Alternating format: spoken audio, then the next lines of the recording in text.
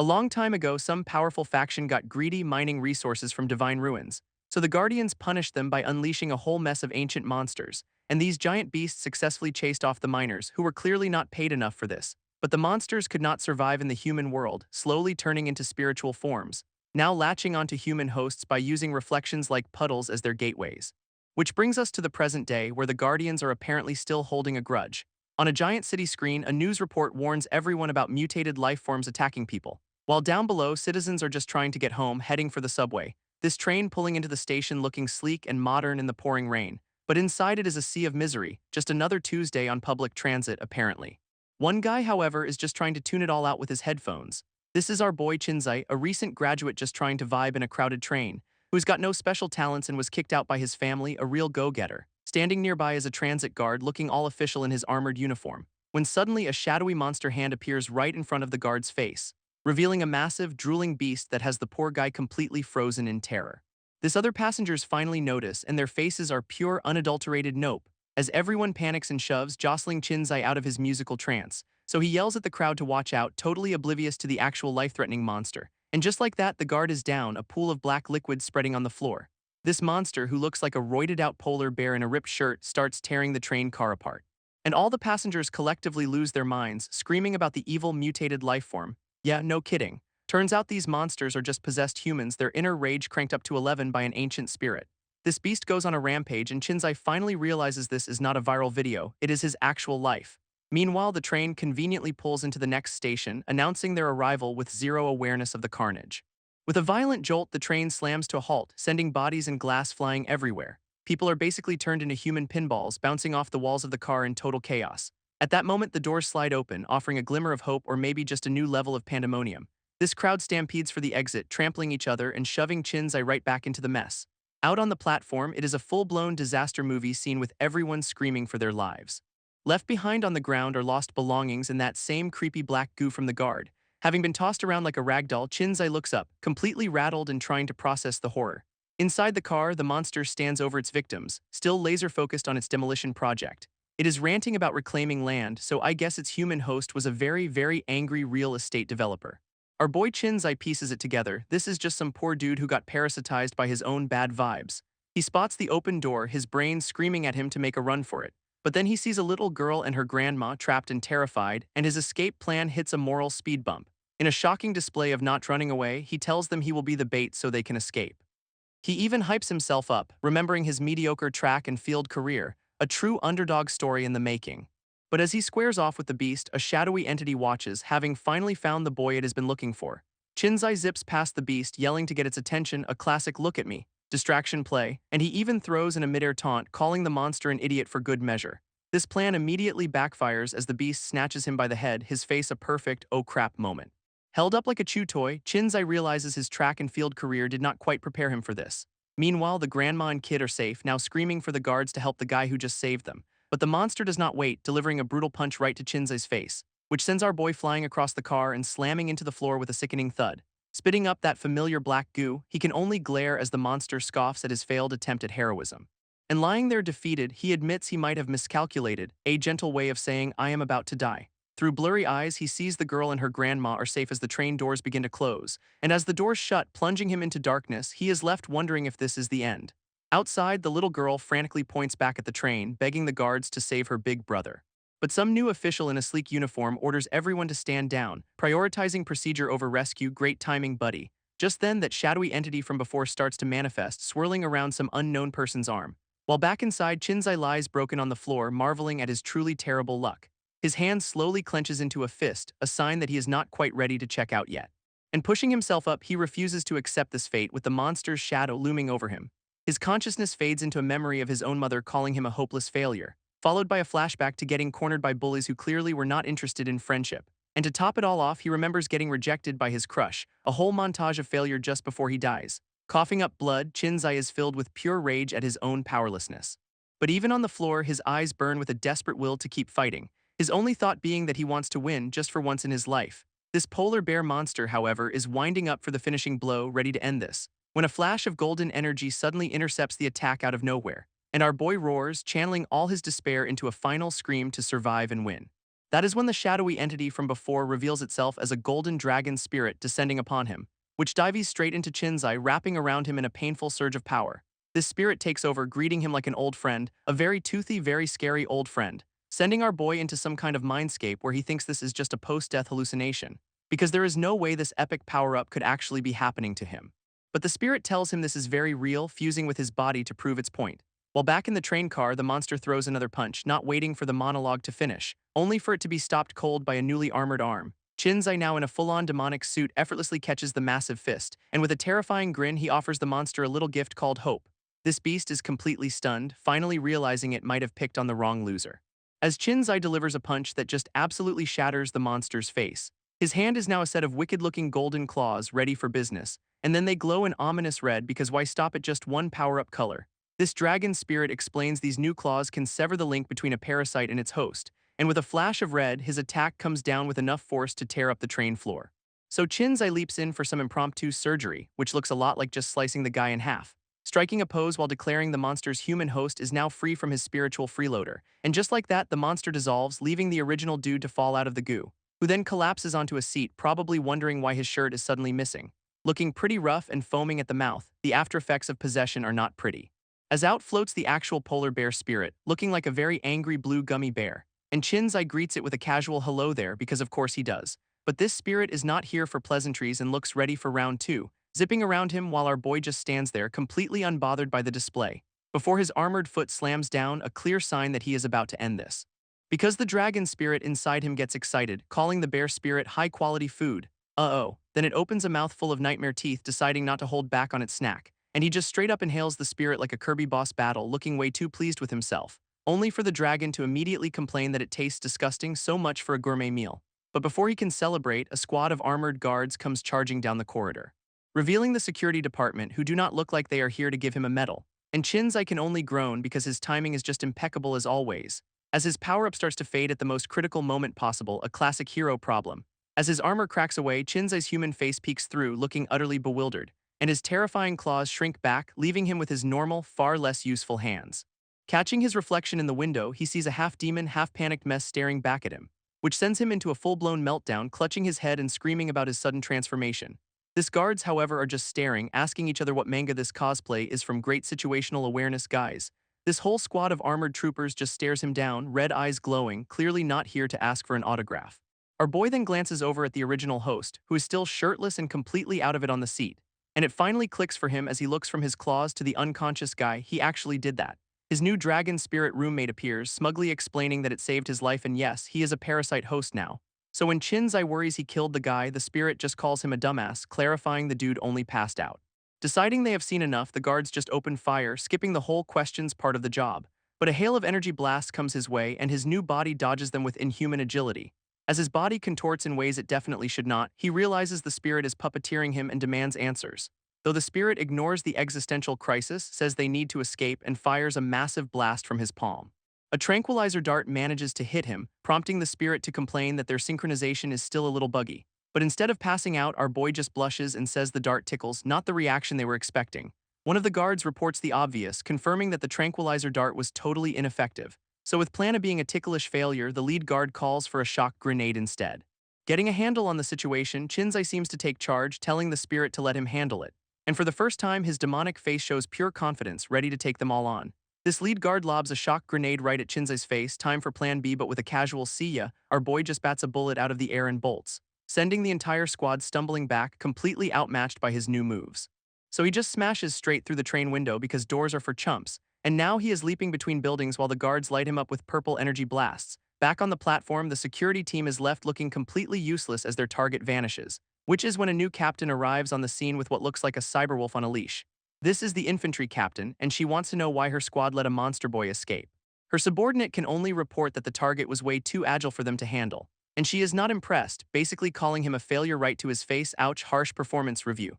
Meanwhile, her robodog sniffs the unconscious developer, confirming the scene of the crime, while the captain complains about her subordinate's posture before demanding immediate results. Her dog then decides to transform, shifting into a pretty terrifying-looking pale dude, who lands in a crouch, looking like a feral pretty boy who just crawled out of a Hot Topic. This guy, now fully dressed, explains his animal form is just him being polite. Sure, buddy. and looking out the hole he deduces that a newly possessed host like Chinzai cannot have gotten far. This captain calls her own bureau trash and tries to recruit him, but he is not interested, giving a whole speech about how mystics are special and do not really join clubs.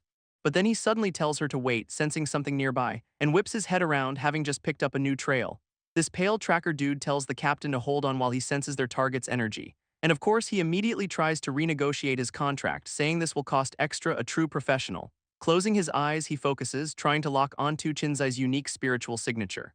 As a strange mist swirls around him while he casts his psychic net across the city, his trail instantly finds Chinzai, who is currently doing some high-speed parkour in his new demon suit, and the tracker hones in on the powerful spiritual energy radiating from our boy's back, specifically locking onto the dragon spirit itself, the source of all this chaos. But as he gets a clearer read, he starts sweating, realizing this is no ordinary parasite.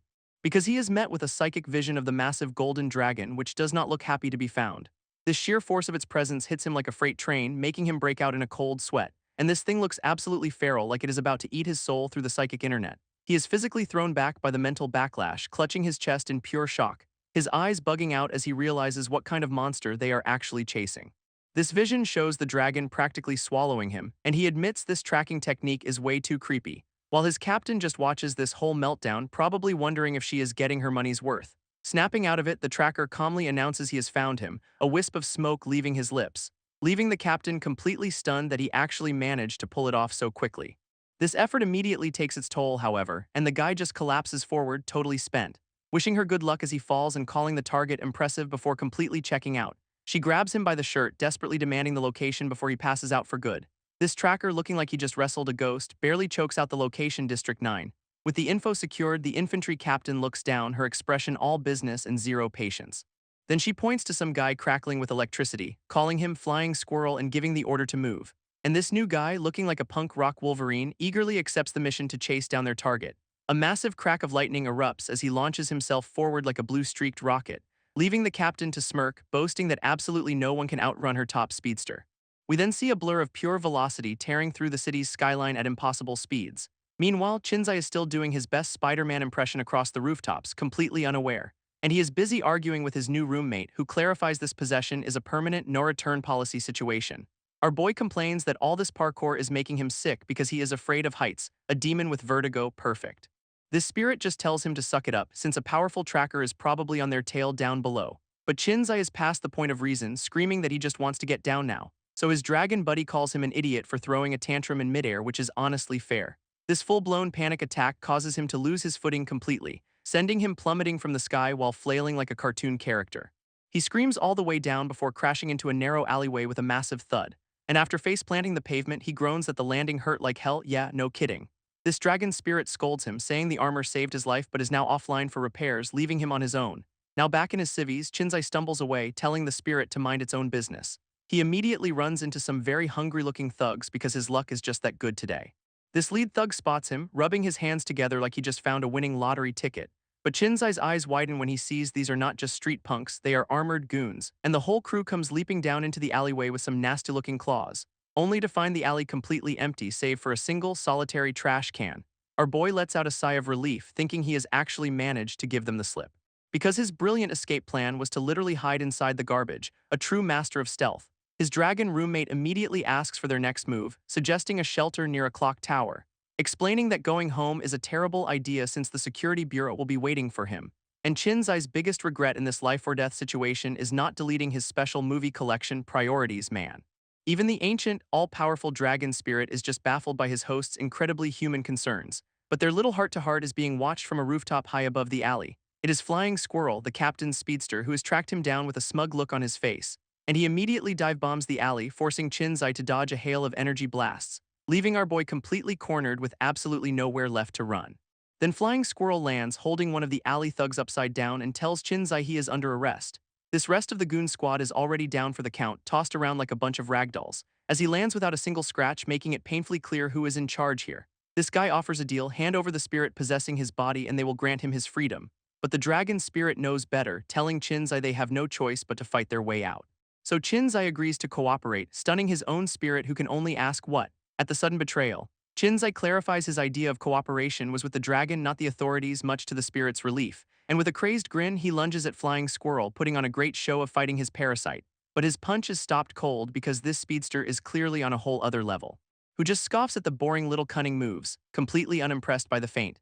Thrilled by the loyalty, the dragon's spirit hooks him up with a seriously cool demonic claw, and now properly armed, Chinzai gives a quick thanks, ready to throw down for real this time. Flying Squirrel tries to just grab the new weapon, but it repels him with a burst of raw energy, sending the speedster flipping backward through the air from the sheer force of the rejection.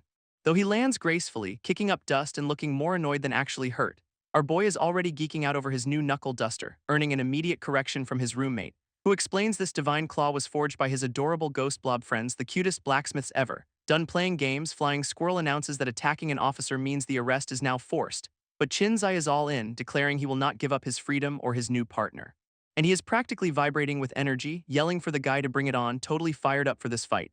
Flying Squirrel just glares, promising our boy is going to pay for this choice, a classic villain promise. So he leaps forward to attack, demanding surrender, only to find his target has vanished.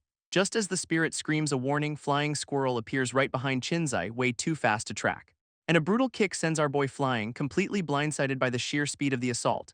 His spirit roommate offers some quick tactical advice: aim for the legs to counter his speed. So taking that to heart, Chinzai braces himself, claws crackling with power, ready for round 2. Flying Squirrel comes in with a lightning-fast kick, but Chinzai's new claw blocks it cold, though the sheer force of the blow sends him crashing into a pile of metal canisters.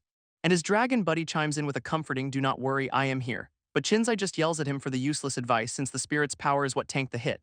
His roommate warns him that the speedster is already on the move again, so our boy grabs the nearest heavy object, looking for any kind of opening. With a grunt, he swings the canister right at Flying Squirrel's head, who just shatters the makeshift weapon with his own bladed arms, completely unfazed. And now he is officially annoyed, calling Chinzai a damn brat for even trying. This just fires up the dragon's spirit, who roars that he has not fought in ages and will not be pushed around, unleashing a furious barrage of slashes against the speedster's defenses. And for a moment, their attacks are perfectly matched, claw against blade in a shower of sparks. Flying Squirrel actually gets pushed back, digging his heels in to stop the momentum. A look of genuine surprise on his face that this kid is putting up a real fight, because that divine claw actually managed to crack his armor, much to his disbelief. Panting, Chinzai boasts that he is still good to go, claiming his claws are the best weapon there is, which sends Flying Squirrel into a full-on rage, erupting in dark energy and promising to rip him to shreds. And he finally realizes what is going on, sensing the parasitic spirit and identifying Chinzai as a heteromorph. This dragon spirit scoffs, noting that the security bureau must be desperate if they had to call in outside help, then explains that this guy is also possessed, and Chinzai's attack just disrupted the balance between host and spirit. This dragon explains that Chinzai's attack did not sever the connection, it just royally messed it up, which unleashes all of Flying Squirrel's pent-up rage and pain in a storm of dark energy, causing him to go full beast mode, transforming into a massive wolfman demanding the parasite. And Chinzai suddenly recognizes this condition from the train, realizing the spirit has completely taken over. With a furious roar, the wolfman lunges forward, a blur of pure, unrestrained power, and he lands a devastating punch that sends our boy flying like a ragdoll, his dragon roommate screaming at him to find his footing before he gets splattered.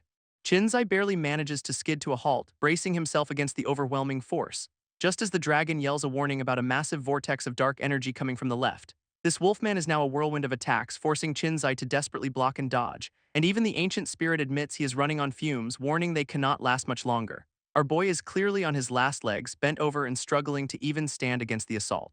But instead of backing down, he gets a wild look in his eyes and decides it is time to go all in. His divine claw flares with power, transforming into an even more wicked-looking weapon, and screaming, he charges forward, tearing up the pavement with his newly upgraded claws. This dragon spirit fully syncs up, lending its power as Chinzai's eyes blaze with golden energy, letting him slide under a massive swipe and deflect the attack in a powerful golden arc. This redirected blast goes careening down the street, smashing into a car and terrifying some bystanders. And totally spent, Chinzai catches his breath while his roommate smugly notes their teamwork is improving. Our boy just smirks, silently agreeing that maybe this whole possession thing has its perks after all. This deflected blast slams into a delivery truck, sending the terrified bystanders running for their lives. And Chinzai just glances back at the collateral damage like, "Whoops, my bad." Everyone's panicking that the wolfman vanished, leaving our boy totally confused about where he went. But he did not disappear, he just launched himself into the sky like a furry, rage-fueled missile. A split second later, Chinzai's eyes widen as he spots the monster hurtling back down to the street, only for it to land in front of some new guy in a varsity jacket, completely ignoring its original target. This new kid immediately powers up, his eyes glowing yellow as he unleashes his own set of wicked red claws. This wolfman lunges without hesitation, and the two are instantly a blur of savage, high-speed attacks, leaving Chinzai stunned that this new fighter is so fast he is literally leaving afterimages. But the whole thing was a feint, the Wolfman is suddenly right behind him, whispering a classic "I am here" threat. Before Chinzai can even process it, he is caught in a brutal chokehold, completely overpowered by the beast. Our boy is totally restrained, recognizing this is basically checkmate in a back alley brawl. He knows he's about to pass out while the Wolfman just grins, clearly savoring the win. In a last-ditch effort, he asks the dragon for the armor, but it is still on cooldown, truly impeccable timing. He is gasping for air, sweat pouring down his face as the chokehold tightens its grip. Thinking this is the end, his dragon spirit gives a surprisingly heartfelt farewell speech, thanking him for the partnership no matter how brief it was, a genuinely touching moment. But Chinzai's eyes snap open with pure grit, telling his roommate it is way too early for goodbyes. Demanding the spirit come back after this, he prepares to do something absolutely insane, and with a final scream, he drives his own demonic claw straight into his chest. Chinzai's eyes roll back in agony from his own insane gamble, which forces the dragon's spirit out in its full, terrifying glory, much to the Wolfman's shock. But the Wolfman completely ignores the giant dragon, lunging at the varsity jacket kid instead, and their claws meet in a brutal clash of raw, animalistic power. This new kid actually manages to block the monster's frenzied assault, his eyes now glowing with a cool blue energy as he prepares to counter. He promises to end this, declaring he will sever the parasite from its host for good. Explaining his special claw breaks the bond, and he is annoyed the Wolfman stole his cool one-liner. With a final, devastating strike, he slams the Wolfman with overwhelming force, looking completely unfazed as dark energy swirls around him after the attack. This blow sends the Wolfman staggering backward, his monstrous form starting to destabilize. Who can only stare in disbelief, unable to comprehend how he is being overpowered. In a flash of purple light, the parasitic spirit is literally ripped right out of his body, leaving the enraged wolf spirit howling as it is torn from its host. This new guy then blasts the disembodied spirit away in a massive arc of energy. And now that the dust has settled, Chinzai asks his dragon if it is gonna eat that priorities. His ancient spirit roommate just gives him the most disappointed stare in history. As the new kid walks off, the dragon declines the snack, saying he prefers human food anyway. So Chinzai and his mysterious new ally just casually walk out of the alley together, leaving the defeated flying squirrel to be met by another armored figure who asks if the mission failed. This armored guy basically asks if he is done screwing up since the mission clearly tanked. Licking his wounds, Flying Squirrel frantically orders his men to call for a Captain Boo. But this new guy seems confused, asking if Captain Boo was the one who sent them here. Then he gets right in Flying Squirrel's face, declaring the 9th District is off limits, a classic turf war. This aftermath of the fight leaves a bat-shaped crater in the pavement, which is pretty metal. We cut to a super ominous skyscraper because where else do shady government meetings happen? Inside, officials are discussing how a certain Captain Boo keeps hogging all the rogue symbiont cases. And her boss, the governor, lays on some slimy praise about her being a hero. You can practically smell the condescension. Captain Boo herself looks completely over this entire conversation, and frankly, so are we. On a call, the 9th District Commander complains that her team was operating on his turf without permission. This governor just dismisses it, claiming the whole point was simply data collection on the target. Her rival scoffs that sending the whole security department after one kid seems a bit much, does not it? You can just see the silent, simmering rage building behind Captain Boo's eyes, and her boss twists the knife, warning her to stay in her lane if she wants a future here. This other commander then reveals the governor gave her team a new weapon, which is clearly news to her. With a smug grin, the governor promises a promotion is coming, trying to smooth things over. She is clearly biting back some choice words, realizing she is just a pawn in their game. Done with the political theater, she announces she has work to do and just walks out on them. As she storms off down the hall, you can tell she is about to take matters into her own hands. Just then, her phone rings with an unknown number, perfect timing for more drama. This caller, Captain Boo, agrees to find who they are looking for, but only for double the price, a true professional. Meanwhile, Chinzai tries to blend into a noisy downtown crowd, looking like any other guy in a hoodie. Suddenly, a citywide emergency alert flashes on a phone showing a wanted list with his face on it. Someone taps his profile, pulling up all the juicy details for the world to see. And there it is, a full government file on Chinzai labeling him an active symbiont host. His dragon roommate pops up to gloat that he is famous now, to which our boy just deadpans. Thanks to you. A notification then pops up for something called the Yegelin Forum, catching his eye. Intrigued, he decides to check out what this mysterious online community is all about. He taps the app, diving headfirst into the local WeirdNet for answers. This forum is basically a message board for people dealing with hauntings and symbiont possessions. While Chinzai roasts the site's angry bird logo, the dragon explains it is a symbol of resilience. It is also a major intel hub, and they realize they cannot just hide forever if they want to survive. Our boy sets his new goal, find a shelter and figure out how to get this parasite out of him for good. Seeing a post about comms shutting down, he tries to power off his phone to avoid being tracked. But the dragon calls him an idiot since cell towers can still ping his location anyway. And right on cue, he is instantly surrounded by dozens of weapons aimed straight at his head. Armored soldiers have him cornered in the crosswalk, one of them literally saying jinxed before ordering the attack. Without a second to waste, Chinzai unleashes the dragon's dark power to defend himself. This spirit's energy erupts, transforming him into his full-blown demonic armor. With glowing yellow eyes, he is ready to throw down against this entire squad. This soldiers immediately open fire with some kind of weird, glowing red energy weapons. And in response, Chinzai's armor sprouts a volley of shadowy spikes from his back, which then launch forward like a swarm of deadly, high-speed spinning discs, instantly overwhelming the entire squad in a storm of golden impacts, leaving them all scattered on the pavement in a very undignified heap. But one last soldier, probably the squad leader, manages to get back on his feet, powering up a massive arm cannon that glows with some serious blue energy. He fires a huge beam of Get Deleted right at Chinzai's chest, but our boy just sidesteps it like he is dodging a rogue shopping cart. This blast carves a destructive path right past his head, barely missing him, and before the soldier can even react, Chinzai is already on him, grabbing the cannon. He then uses the guy as a human shield, turning the weapon back on its owner with a smug grin. And as the soldier gets vaporized, the dragon dryly notes they were more annoying than skilled. Elsewhere, we cut to a shadowy clock tower with steam rising from its lower levels, where a new guy in a hoodie explores an abandoned industrial building, confirming it is empty. He reassures his unseen companion that this hideout is so remote, it is like they have vanished from the world. This mysterious guide leads the way through a brightly lit doorway in the dark, derelict hall, then turns around with a dead serious look, declaring this is the end of the line. And his super secret on-the-run companion is wearing bright green dinosaur slippers. Suddenly, the guide senses a presence, asking if his companion can feel something moving around them. This guide's spirit form appears, saying the locals are just here to welcome their new guest, and his companion is totally lost, but the guide tells him to just read the magic words. So he recites this super edgy incantation about purifying his heart and banishing evil. And the moment he does, the entire room violently explodes with spiritual energy. Turns out that was the password to activate the shelter's barrier, sealing them inside for good. They step into an awesome steampunk workshop, leaving the new kid completely stunned. But the tour is interrupted by a bunch of blue ghosties phasing right through the shutters, which start bubbling up from the floor, surrounding his very fashionable dinosaur slippers. A whole swarm of these creepy cute blobs materializes, all focused on the new guy, who is instantly buried under a tidal wave of blue symbionts, totally helpless. This poor kid cannot even breathe, getting absolutely dogpiled by the welcome party. That is when a mysterious woman shows up, casually riding the spirit wave while smoking a cigarette, trapping him in a swirling vortex of ghosts, completely at her mercy. With a smirk, she says the spirits are thirsty for his body, but sorry, he is already taken. This kid finally spots her, demanding to know who the hell is messing with him. She just gives him a cool look, commenting on how rough it is to be a host these days. And then she completely faceplants, ruining her grand entrance in the most spectacular way possible. Now she is a blubbering mess, crying that her midair moves still need some serious practice. At that exact moment, Chinzai arrives, mistakes her for a government goon, and decides to attack. He launches himself at her while the guide desperately yells that she is not an enemy. After that spectacular faceplant, the woman gives Chinzai a look that could kill. But ignoring the guide's frantic warnings, Chinzai launches himself at the supposed ally, only to get instantly frozen in midair, completely paralyzed by some unseen force. Turns out she is holding him in place with her mind, surrounded by her little ghost army, and she calls him out for rampaging in her home, clearly unimpressed by his dramatic entrance. This guide frantically tries to smooth things over, telling the other kid this Sister Ching is their protector. With a casual wave, she dissolves the ghost swarm that was suffocating the new guy, leaving Dino Slipper Boy sprawling on the floor next to his very fashionable footwear.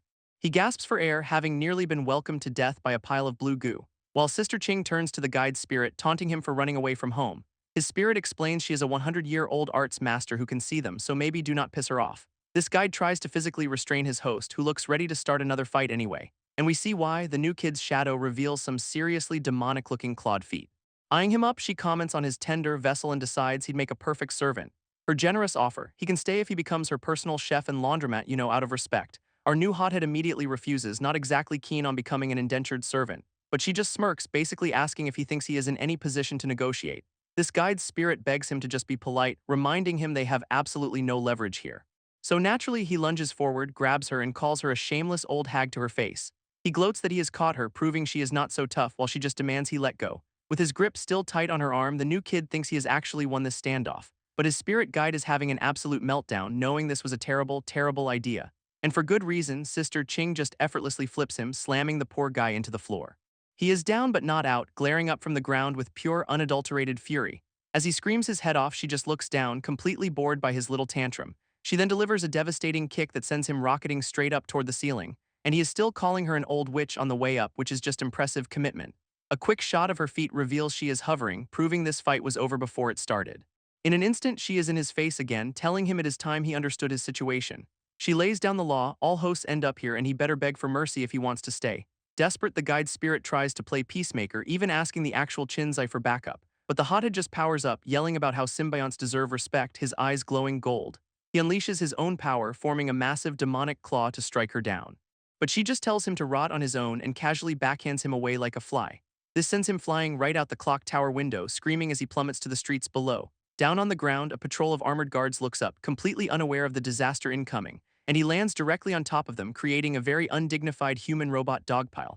Sitting up in the wreckage, he complains about his bad luck running into a century-old lunatic. His guide immediately starts scolding him for offending the one person who could have actually helped them. Meanwhile, Chinzai realizes her palm strike was so powerful it could have separated a host from their symbiont. She is the real deal. Chinzai realizes this powerful woman might be his only hope of becoming human again. Down on the street, the hothead's guide insists Sister Ching is usually nice. Maybe she is just having an off day. With his eyes glowing, Chinzai tells the dragon he absolutely needs to earn her trust. But his grand plan immediately hits a snag when he realizes he lost his wallet in the last fight, and a quick pocket check reveals his entire net worth is now just a handful of loose change. He tries to make a call only to be met with a dead signal. Turns out his identity has been completely restricted, locking him out of the network for good. This dragon tells him to quickly memorize some important numbers before the phone becomes a total brick, while government agents are already patrolling the city, clearly hunting for any symbiont hosts. Knowing the phone is basically a tracking device, Chinzai decides it is time to say a dramatic goodbye, so he gives it a heroic toss into the river, a truly cinematic farewell to his digital life. This phone makes a sad little splash, officially severing his last tie to the grid. Sinking slowly into the murky depths, disappearing from the world forever. Right past a school of very confused-looking fish, but then it lands on the bottom and starts ringing because of course it does. Suddenly, some kind of armored fishman creature swims into frame, drawn by the sound, and this goggle-wearing merman snatches the phone, looking way too happy about his new find. Cutting to a totally different part of town, a sleazy guy leaves a host club looking for a good time, where a hostess with pink hair and cat ears greets him, calling him master with a wink, then starts shaking a magical drink for him as the guy looks absolutely mesmerized. She's trying to cast a spell on the drink but completely blanks on the magic words, looking totally spaced out. Then plays it off as a joke, telling the sleazy client her magic fizzled out and she needs to try again. But inside, she is dying, forced to smile through creepy requests to pay off her college tuition debt. And she has to endure this guy's disgusting puckered face right up in hers just to survive, until she finally snaps and serves him his happy water by smashing the bottle right over his head. This aftermath is pure chaos, with her coworkers freaking out and a bouncer looking ready to murder her, who immediately starts screaming at her for her attitude while the other maids try to de-escalate. So she just storms out into the back alley, calling the whole lot of them a bunch of scum. A disembodied mouth starts yelling at her from her phone, demanding to know what the hell she is doing, and her boss threatens to ship her off to the unplanned zones if she does not go back and apologize to the client. But this maid, Heisha, just sees Boss Kyan as a juicy new mark and agrees to go back. Her eyes suddenly glowing with a dangerous purple light, looks like she's got a plan of her own. She walks back into the club, wreathed in a purple aura, ready to handle this her way. Apologizing to the creep and offering him a special drink, but he just wants her to stay and play. And as he gets handsy, she calls him out for exactly where he thinks he is touching, then tells him his passion broke her spell before blowing a cloud of purple magic right in his face. This guy is immediately entranced, drooling and completely lost in the enchanting scent. So with her eyes now glowing gold, she tells him to come with her after her shift, and he just mindlessly agrees. Their destination is a swanky high-rise with a giant, glowing pink heart on the front, where she is now carrying the unconscious client. As a mysterious figure notes, they have been watching her for a while. Her symbiont fully manifests, a terrifying demonic form that tells the creep he messed with the wrong girl, and the guy absolutely loses it, screaming his head off in pure, unadulterated terror. So she just decks him with a single, brutal punch that sends him flying across the room, where he hits the floor with a pathetic thud, completely knocked out cold. Standing over his unconscious body, she looks totally badass, surrounded by her ghostly purple aura. After all that, she rifles through his wallet only to be deeply unimpressed by the sad amount of cash inside. But then she finds his id. Turns out Boss Kyan is just some phony from the security bureau, leaving her completely annoyed that her big score was actually a total bust. Deciding to dig a little deeper, she pulls out a high-tech looking device, which immediately pulls up a bounty list featuring none other than Chinzai for 120,000 coins. Her eyes go wide. She actually recognizes him from college and is stunned by the massive price on his head. Meanwhile, our boy Chinzai is stuck at a payphone in some grimy back alley, complaining that he has called everyone he knows and not a single person would help him out. His entire net worth is now just a few coins. He is nervously flipping through his fingers, and with only one call left, his dragon spirit asks who he is possibly going to try next. Chinzai takes a long pause, desperately trying to think of anyone he might have forgotten. But he comes up with nothing, letting out a cold puff of air in total defeat. He starts dialing a number anyway, racking his brain for one last desperate hope. And that call starts ringing in an employee dormitory, interrupting someone washing dishes. It is Heisha who answers, completely confused by the unknown number right as Chinzai makes his last-ditch call. On the other end of the line, Heisha answers the call, completely unaware of who is on the other side. And Chinzai, looking way too cheerful for a wanted fugitive, is just thrilled his last-ditch effort actually connected. Which leaves Heisha totally stunned, remembering him from a college club and his missed call from earlier. And in a quick flashback, she recalls how they first met, before asking why his number is coming up as unknown. So Chinzai casually explains he dropped his phone in the river, as one does. But inside her head, Heisha is celebrating because her little fishing expedition for a big score is right on schedule. While his dragon spirit sarcastically notes their good relationship is a great foundation to build on, prompting Chinzai to scream at his own spirit to shut up, which is a totally normal thing to do on a phone call. And Heisha is understandably freaked out, but he quickly covers, saying he is on a payphone and has to be quick. Then he lays it all out. He is in serious danger and needs her help, as she internally fist pumps that her chance has arrived. Our boy awkwardly admits he has lost both his wallet and his phone, which is a fantastic start. So he cuts to the chase and asks to borrow some cash, admitting he literally cannot survive otherwise. He also explains he needs the money to win over an important person he just royally ticked off. And as Heisha listens, she realizes this is her ticket, but she needs to handle her own affairs first. Her plan is to meet up with him after she secures an advance payment from some other mark. Because once she repays her debt, she can finally escape her miserable job for good. She agrees to help, but then throws a wrench in his plan by asking how exactly she is supposed to give money to a wanted man. But Chinzai promises not to involve her, suggesting a simple dead drop for the cash, even as his dragon senses a trap. Heisha sets the time and place for the drop-off, an abandoned warehouse in District 9 because that sounds safe. And just as she is about to say something else, the line goes dead, leaving her staring at her phone in confusion. With the call cut short, Chinzai slams the payphone down, completely out of time and options. While Heisha looks over the city, coolly noting that his survival is now entirely his own problem. As he trudges up a lonely staircase, his dragon asks the million-dollar question, why not just call his parents? A sad flashback shows his childhood, where his parents constantly criticized him instead of offering support, revealing he never felt he could ask for help even when he was hurt because of the guilt. And with tears welling in his eyes, he admits he just does not want to be a burden to them. This sun rises over a massive city bridge, marking the start of another wonderful day on the run, followed by Chinzai letting out a huge yawn because being a wanted man is apparently exhausting. He peeks down from his hiding spot, complaining about his new roommates in the homeless camp below, only to wake up tied and dangling by his feet. Turns out his new friends are not very friendly. One of the guys casually explains they are turning him in for the bounty, for survival, which has Chinzai absolutely seething, calling them disgusting as his eyes begin to glow. But the leader is completely unfazed, telling him the security bureau is already on its way. With his eyes now burning gold, Chinzai scoffs at the idea that a little rope could ever hold him, and with a flex of his power, he instantly shatters the ropes binding him, unleashing a blast of energy that sends the would-be bounty hunters flying in every direction. His dragon spirit manifests behind him as he calls this a morning stretch, ready for the day. Not ready to give up, the guys grab some pipes and sticks, deciding to fight a demigod for pocket change. One of them charges forward with a battle cry, swinging a wooden stick at a literal demon dragon, and the stick immediately shatters on impact, doing absolutely nothing, a truly brilliant plan. Chinzai's dragon form casually blocks the stick with its face, which immediately shatters on impact. Seeing their best weapon fail, the other guys decide a group rush is the next brilliant idea. This goes about as well as you'd expect, with him tearing through them in a blur of claws and fury. Their much larger leader then steps up with a sledgehammer, ready to show everyone how it is done. Without a moment's hesitation, Chinzai's demonic form charges forward to meet the challenge, and Sledgehammer meets Claw in a spectacular display of poor life choices. This hammer completely disintegrates, leaving the big guy stunned and very, very vulnerable. After some light interrogation, the now terrified survivors give him directions to the nearest port. With that sorted, Chinzai makes a superpowered leap out of there, leaving the guy to deal with his laundry situation.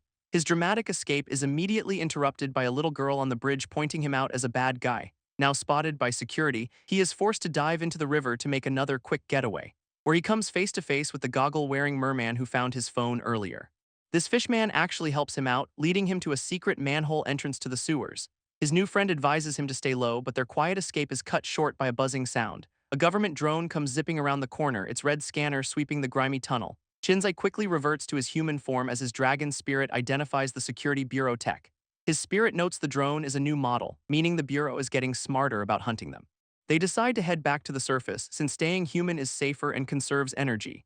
Chinzai is surprised to learn his power actually has a limit, visualized as a glowing battery icon. Turns out he and the dragon share an energy pool, which is why he has not felt hungry this whole time. Chinzai asks if spirits just eat each other, which is a totally normal question to ask your inner demon. His dragon explains that weak spirits are basically cosmic plankton trying to find a human host to level up. And if they fail, they get gobbled up by bigger, meaner spirits. It is a tough afterlife out there. This spirit then gets all philosophical, comparing it to human society, which is a pretty sick burn on capitalism. even likening finding a host to finding a soulmate, complete with a cheesy romance novel cover. But Chinzai is absolutely disgusted by the idea of being partners with a monster. He just wants his old life back. This dragon then reminds him how he saved it from a flying squirrel heteromorph, a moment of true heroism, apparently, which kicks off a flashback to him doom-scrolling forums about the security bureau's shady practices, where he watches a horrifying testimony from an old man who was tortured by their machines, and is now dying from septicemia after they forcibly separated him from his spirit. This comment section is a total war zone, with people either defending heteromorphs or telling them to get out of the city, leaving a younger Chinzai wondering if moving there is such a great idea, after he already bought the ticket. But after a moment of deep, soul-searching contemplation, he leans back like, whatever. Because Chihuang City is a lawless enclave where humans and heteromorphs coexist, and most importantly, the pay is double, which settles the debate real quick. This old man on the video gives his final warning: do not trust the bureau, just learn to live with your demon roommate. And back in the present, Chinzai arrives at a desolate wasteland called Miracle Park to pick up Heisha's package, which looks less like a park and more like the aftermath of a god-level temper tantrum. So he decides to find a high point to scout the area instead of wandering into a potential ambush, and spots a giant shattered statue with some kind of inscription on it. He blows the dust off the statue's base, revealing some kind of ancient inscription, which identifies the ruin as a monument to the mother goddess of creation, thousands of years old. His spirit explains that humans desecrating the site caused the statue to fall, triggering the rift event. And Chinzai, our ever-informed protagonist, has absolutely no idea what that is. Just hearing the word makes the broken statue begin to glow with a strange, powerful energy. This triggers a horrifying vision of a tear in reality, a gift to another world packed with monsters. This psychic feedback slams into Chinzai, causing him to clutch his head in absolute agony, and both he and his spirit are screaming as forgotten memories come flooding back. Suddenly, he is remembering a past life, a time when he was a monster in some primordial wasteland. A memory that kicks off with a massive battle between two giant beasts blasting the heck out of each other. All around them, a chaotic menagerie of creatures are just tearing each other apart in a total free-for-all. And he finds himself in the body of a small, horned boar demon as his spirit reveals this was his true form. A white wolf creature immediately attacks him, kicking off a territorial battle for dominance, while his spirit screams at him to use his claws and fight back, a suggestion he is not thrilled about. He barely manages to block the attack, with the wolf immediately mocking his totally unimpressive claws, but despite the insults, the two are locked in a surprisingly fierce clash of flashing claws and pure aggression. They are at a complete stalemate, headbutting each other while a crowd of other monsters watches the show. At that exact moment, the sky cracks open with lightning as a massive rift tears through reality above them. This rift starts sucking all the creatures into its vortex, a cosmic vacuum cleaner with no off switch. And unable to hold on, they are all pulled into the swirling chaos, ending the memory. This dragon's memory continues, explaining how ancient beasts were summoned to punish humans for stealing divine stuff. This intervention went great, with the beasts immediately stomping the locals into a fine paste. Suddenly, the vision shifts, and Chinzai is now a determined mining worker in the past, ready to prove himself. His coworker is screaming at him to run, a very sensible suggestion he seems to be ignoring. And yeah, a giant foot is about to introduce him to the concept of being a human-shaped stain, which it does with a very unceremonious splat, ending that particular career path. This whole divine punishment thing quickly devolved into an all-out war that leveled entire cities. A weary guardian admits they drove off the thieves but failed to protect the divine resources anyway, while the actual thieves just drive off with the loot, making the whole bloody conflict pointless. To make matters worse, the rift's home slammed shut, trapping all the beasts in the human world. They were permanently locked out, stranded in a world that could not sustain their physical forms. Back with the guardian, he collapses among the ruins, accepting his life is now over. From the miner's broken body, his life force begins to leak out into the air, and his spirit pops out, complaining he did not even get a chance to shine, a very on-brand exit. That newly freed energy then gets absorbed by the other stranded beasts nearby. It is revealed all the ancient beasts had to become spirits just to survive in this new world. Unable to adapt, the dragon confirms they all ditched their physical forms just to exist. As the psychic memory blast hits him full force, his spirit form screams in agony. He is reliving every traumatic second of this ancient war, and it is not a good time. Finally, the vision ends, dropping him back into the present, gasping for air by the broken statue. This dragon explains they were all locked in a dark space until a massive explosion set them free. It tried possessing a few people and even a dog, but they all had a pretty violent allergic reaction. Then it met a guy named Kingjai, who found it weakened and offered it a partnership. Chinzai asks why the security bureau is after them, and the dragon clarifies they are hunting all asterisk host spirits. This whole mess was apparently ordered by a shadowy figure called King Tian, who wanted the goddess dead. Our boy actually recognizes that name from his doom-scrolling. The guy is the secret ruler of Crimson Emperor City. As they walk, the spirit casually drops that this whole area is built on top of a gate to another realm. This dragon is absolutely furious, realizing its old buddy King Jai never bothered to mention that little detail. With trust issues now officially on the table, Chinzai decides to just focus on what is in front of him, and he finally spots their goal in the distance, Bayangport, their ticket out of the city. Suddenly we are in some kind of psychic battle with Chinzai trapped in an impossible dilemma. A blonde agent taunts him with a weird syringe, asking why he'd trust a monster over the Bureau's power.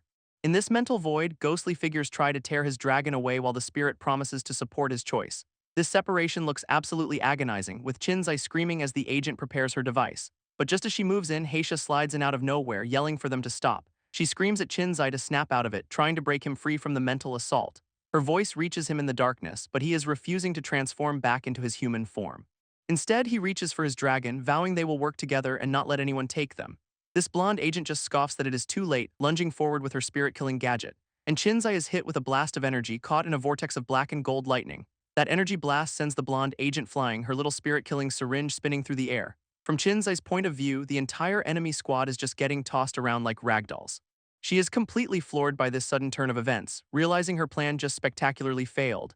At the same time, one of the armored goons grabs Heisha, deciding a hostage is always a good backup plan. Chinzai, now in a sleek new demonic form, vows he is not letting anyone take his spirit partner. This complete transformation leaves the agent absolutely speechless. This was not in the mission briefing.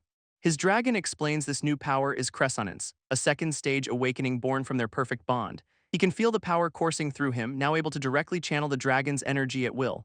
This agent grits her teeth, finally understanding that her target just evolved mid-battle. In a shocking twist, Heisha confesses she is the informant who sold him out to buy her own freedom. This agent mocks their interesting relationship, while Heisha complains her powers are useless on these robots. Our boy is still getting used to the new digs, trying to figure out what this upgraded body can actually do. Seeing her advantage slip away, the agent screams for her remaining goons to take him down immediately. He responds by instantly closing the distance, appearing right in front of the firing squad. They unleash a massive volley of energy blasts, hoping to overwhelm him with sheer firepower. But he just weaves through the barrage with blinding speed, the attacks hitting nothing but air. Even Heisha is shocked by his agility, yelling a warning that one hit from those cannons will paralyze him. One of the armored guys pulls out a new toy, a small black sphere held in a mechanical claw. That same robot grabs Heisha again, slapping a gag on her to shut her up for good. Ignoring the hostage situation for a sec, Chinzai gracefully vaults over the other goon with style. In his new demon form, Chinzai absolutely dismantles one of the armored goons with a flurry of precise strikes, and then he unleashes a massive blast of pure energy right from his arm, which erupts outwards in a shockwave, showing off his new area of effect capabilities. This goon holding Heisha can only stare as his gun smokes, completely stunned by the turn of events. Our boy's new armor plating is apparently tough as an iron wall, shrugging off any damage they throw at him. Seeing her entire plan go up in smoke, the blonde agent screams for everyone to use maximum firepower. Meanwhile, a completely different squad is just unloading on a random warehouse somewhere else in the city, and the building explodes in a tidal wave of water and energy, hinting at a much bigger conflict. Watching all this from a rooftop is some new guy casually carrying a giant anchor, as one does. This creepy spectator seems to be thoroughly enjoying the chaos unfolding below him. He reports to his boss that he has sent the coordinates, adding he is tempted to join the show himself. On the other end of the line, a new villain orders his men to capture Chinzai's spirit and kill everyone else. This boss is furious that this is happening in his territory and decides it is time to handle it personally. Back at the port, some kind of dark, sludge-like energy begins to manifest on the battlefield, leaving the blonde agent completely bewildered by whatever the hell is happening now. Heisha, still gagged, can only watch in terror as the situation spirals further out of her control. But Chinzai is feeling himself, confidently stating he is finally getting the hang of this new power. With a smirk, he declares that it is his turn to go on the offensive, squaring up against the goon who is now wielding some kind of red crystal weapon, and the robot lunges forward, ready to smash him with a massive mechanical fist.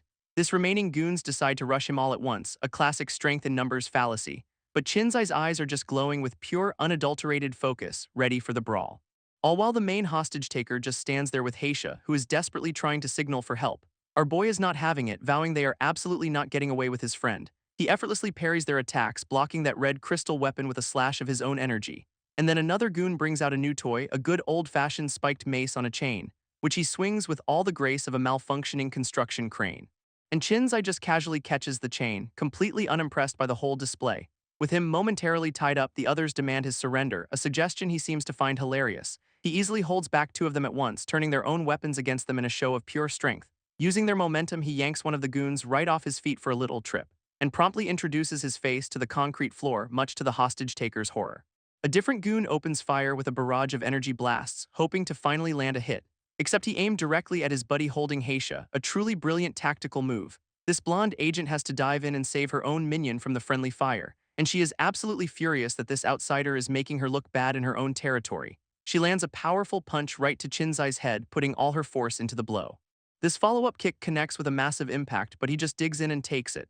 Heisha can only watch, gagged and horrified as the fight gets even more out of hand, and Chinzai is just impressed, noting her leg strength is actually pretty incredible. Chinzai immediately clocks that this agent is hiding her real strength, but her smug attitude is already grating. She tries to play the reasonable one, telling him to stand down because violence will not solve anything. Pointing to the hostage, she tries a little guilt trip, but he just realizes she is stalling for time. And right on cue, one of the armored goons he just flattens starts to twitch back to life. This robot clutches its head, apparently rebooting from its very brief trip to the scrap heap. Our boy realizes with dawning horror that his defeated enemies are just getting back up for round 2. Surrounded again, he declares he is not letting them take Heisha, mostly because she still owes him for the betrayal. He then gives the agent some friendly advice to back off, warning her that he is not the guy to mess with. She just scoffs that his spirit has scrambled his brain and that she is actually trying to help him. Her sales pitch continues, explaining he is basically a caged animal with no hope of escape on his own. Then she drops the real reason, capturing him as her ticket to a big promotion, a classic career move. This agent offers him a spot on her team once she is in charge, a very generous offer from his would-be captor. With a smug grin, she asks him to join her, totally confident he will take the deal. Chinzai's deadpan stare is the only answer she gets, and it is definitely not a yes. Meanwhile, Heisha is mentally screaming at him not to fall for it, insisting the agent is just a glory hound. She wishes he could see the poor souls in the slums who were tricked by the exact same empty promises. Our boy finally speaks, repeating the word cooperate like it is something he just scraped off his shoe. Getting impatient, the agent demands his final decision, clearly not used to being kept waiting. And Chinzai gives his answer: he is not interested in working with a bunch of self-righteous hypocrites. That rejection lands like a ton of bricks, leaving her completely speechless for the first time. Her job offer having been thoroughly rejected, the agent just screams for her minions to capture him. This remaining goons charge in with their spiked maces, but Chinzai looks completely unimpressed. But before they can connect, the anchor-wielding weirdo from the rooftop literally crashes the party. This new guy announces that Chinzai is his prey, telling all the small fry to get out of his way. His landing creates a massive shockwave, scattering the Bureau's entire squad like bowling pins. Chinzai has to dig in, catching the enormous anchor just before it completely flattens him. Up close, this new challenger has a grin that says he enjoys his job a little too much. He slams the anchor down with terrifying force, and our boy barely manages to block the hit. This sheer impact sends Chinzai flying backwards, smashing clean through a stack of crates. Heisha can only watch in absolute terror, trying to scream his name through her gag. This blonde agent is just standing there dumbfounded, wondering who the hell just hijacked her promotion. That anchor gets shoved right in her face, a pretty clear sign to mind her own business. And to prove his point, the guy casually backhands one of her armored goons into a wall. He politely informs Captain Bu Feng that Chinzai is his target and anyone who interferes will be removed. She starts to connect the dots, realizing this guy is probably way above her pay grade. Meanwhile, Chinzai is already back in the fight, clashing with the anchorman in a shower of sparks. This villain taunts him about his claws while the dragon spirit frantically warns him to watch his right side. It is too late, he takes a brutal punch to the head, staggering from the sheer force of the blow. This new guy follows up immediately, bringing his anchor down in a devastating overhead swing. He gloats that he has been tracking Chinzai all over the district, and now it is finally time to collect. Chinzai somehow manages to block the anchor with his claws, the sheer force of it cracking the ground. Gritting his teeth, our boy demands to know who the hell this new challenger is. This anchorman just swings again, launching Chinzai backwards with another brutal hit. This psycho introduces himself as a hunter sent by a Lord Zhang, here to kill Chinzai and extract his valuable spirit. He then adds that maybe he will just eat the spirit instead, a totally normal and well-adjusted thing to say. That name clicks for Chinzai, who realizes this lunatic is from the infamous Hunter Guild. As the two clash, the agent's subordinate asks for orders, but she is just watching the chaos unfold. This hunter gives a little backstory on his guild. They are basically trained killing machines who hunt down targets for cash. Captain Bu Feng is having a full-on internal meltdown, realizing her shot at becoming the District 11 commander is being stolen. We get a tragic backstory drop. She is from the fallen Rakshasa family, which lost everything when her father defied the organization. She is absolutely determined to become the new commander to restore her family's honor, no matter what. Back in the present, the two combatants are just a blur, trading blows at blinding speeds. Heisha is still stuck as a hostage, and the agent notes that with her in their hands, Chinzai cannot just run away. Her new strategy is to let the two guys wear each other down, planning to strike when they are both exhausted. This hunter is clearly enjoying this, laughing maniacally as he swings his anchor in a huge, glowing arc. In response, Chinzai becomes a whirlwind of purple energy, dodging and weaving through the attack. This whole area erupts in a storm of yellow and purple energy as their high-speed battle rages on. It looks like the hunter finally connects with a solid blow, making Chinzai grunt in pain. Seeing an opening, the hunter swings his anchor upwards to catch Chinzai right out of the air. And that hit sends our boy flying, launching him straight through the air and onto a nearby rooftop. Chinzai makes a tactical retreat to a lower rooftop, but the anchorman is right behind him. This psycho is actually disappointed, complaining that our boy is running off before he has had his fun. He perches on a shipping container like a gargoyle, taunting that there is nowhere left to hide. But our boy is not hiding at all. He's got a plan, and that look is pure calculated focus. Calling him a weakling, the hunter gives chase, completely misreading the entire situation. Turns out, Chinzai was just repositioning to get a clear view of Heisha and the agent's squad below. This agent finally spots him perched on a container right above them, looking ready to strike. Realizing his true target is the hostage, she screams for her men to watch their backs. But it is way too late as Chinzai drops down in a blur of motion, slicing clean through the hostage-taker's arm to grab Heisha in one smooth, epic move. Heisha is completely stunned to be rescued, while Chinzai just looks like this is all in a day's work. Just then the hunter crashes the party again, gleefully announcing that he has found them. Now Chinzai is on the run with Heisha, caught between the hunter and the agent's remaining goons. These goons immediately start blasting away, completely ignoring that Heisha is right in the line of fire. Captain Bu Feng absolutely loses it, screaming at her own squad to cease fire immediately. This hunter, however, reminds them this is what happens when you get in his way, smashing his anchor right through one of the armored goons without a second thought. And then he follows up with a massive swing that takes out another one of her men. She can only watch in horror as a cracked helmet clatters to the ground, her team getting dismantled. Realizing the hunter is just a mindless machine, she decides it is time to change his system personally. Furious, Captain Bu Feng calls the anchorman an aberrant hunter and charges in with her batons. From behind his glowing goggles, the hunter just watches her approach, completely unimpressed. She unleashes a furious flurry of strikes, putting everything she has into the attack, but he just deflects every single hit with his anchor shaft, barely even moving. Her determined face is just a tiny, desperate reflection in his soulless-looking eyewear. A solid thwack finally connects with his shoulder, but it might as well have been a love tap. This hunter just grunts, looking more annoyed that she is wasting his time than actually hurt. With zero effort, he snatches one of her batons right out of the air. Bu Feng uses the momentum for a leaping overhead strike, refusing to back down, and he just stops her cold with one hand like he is catching a baseball. Her expression is pure shock, finally registering the insane power gap between them. He follows up with a swift kick right to her head, clearly done playing around.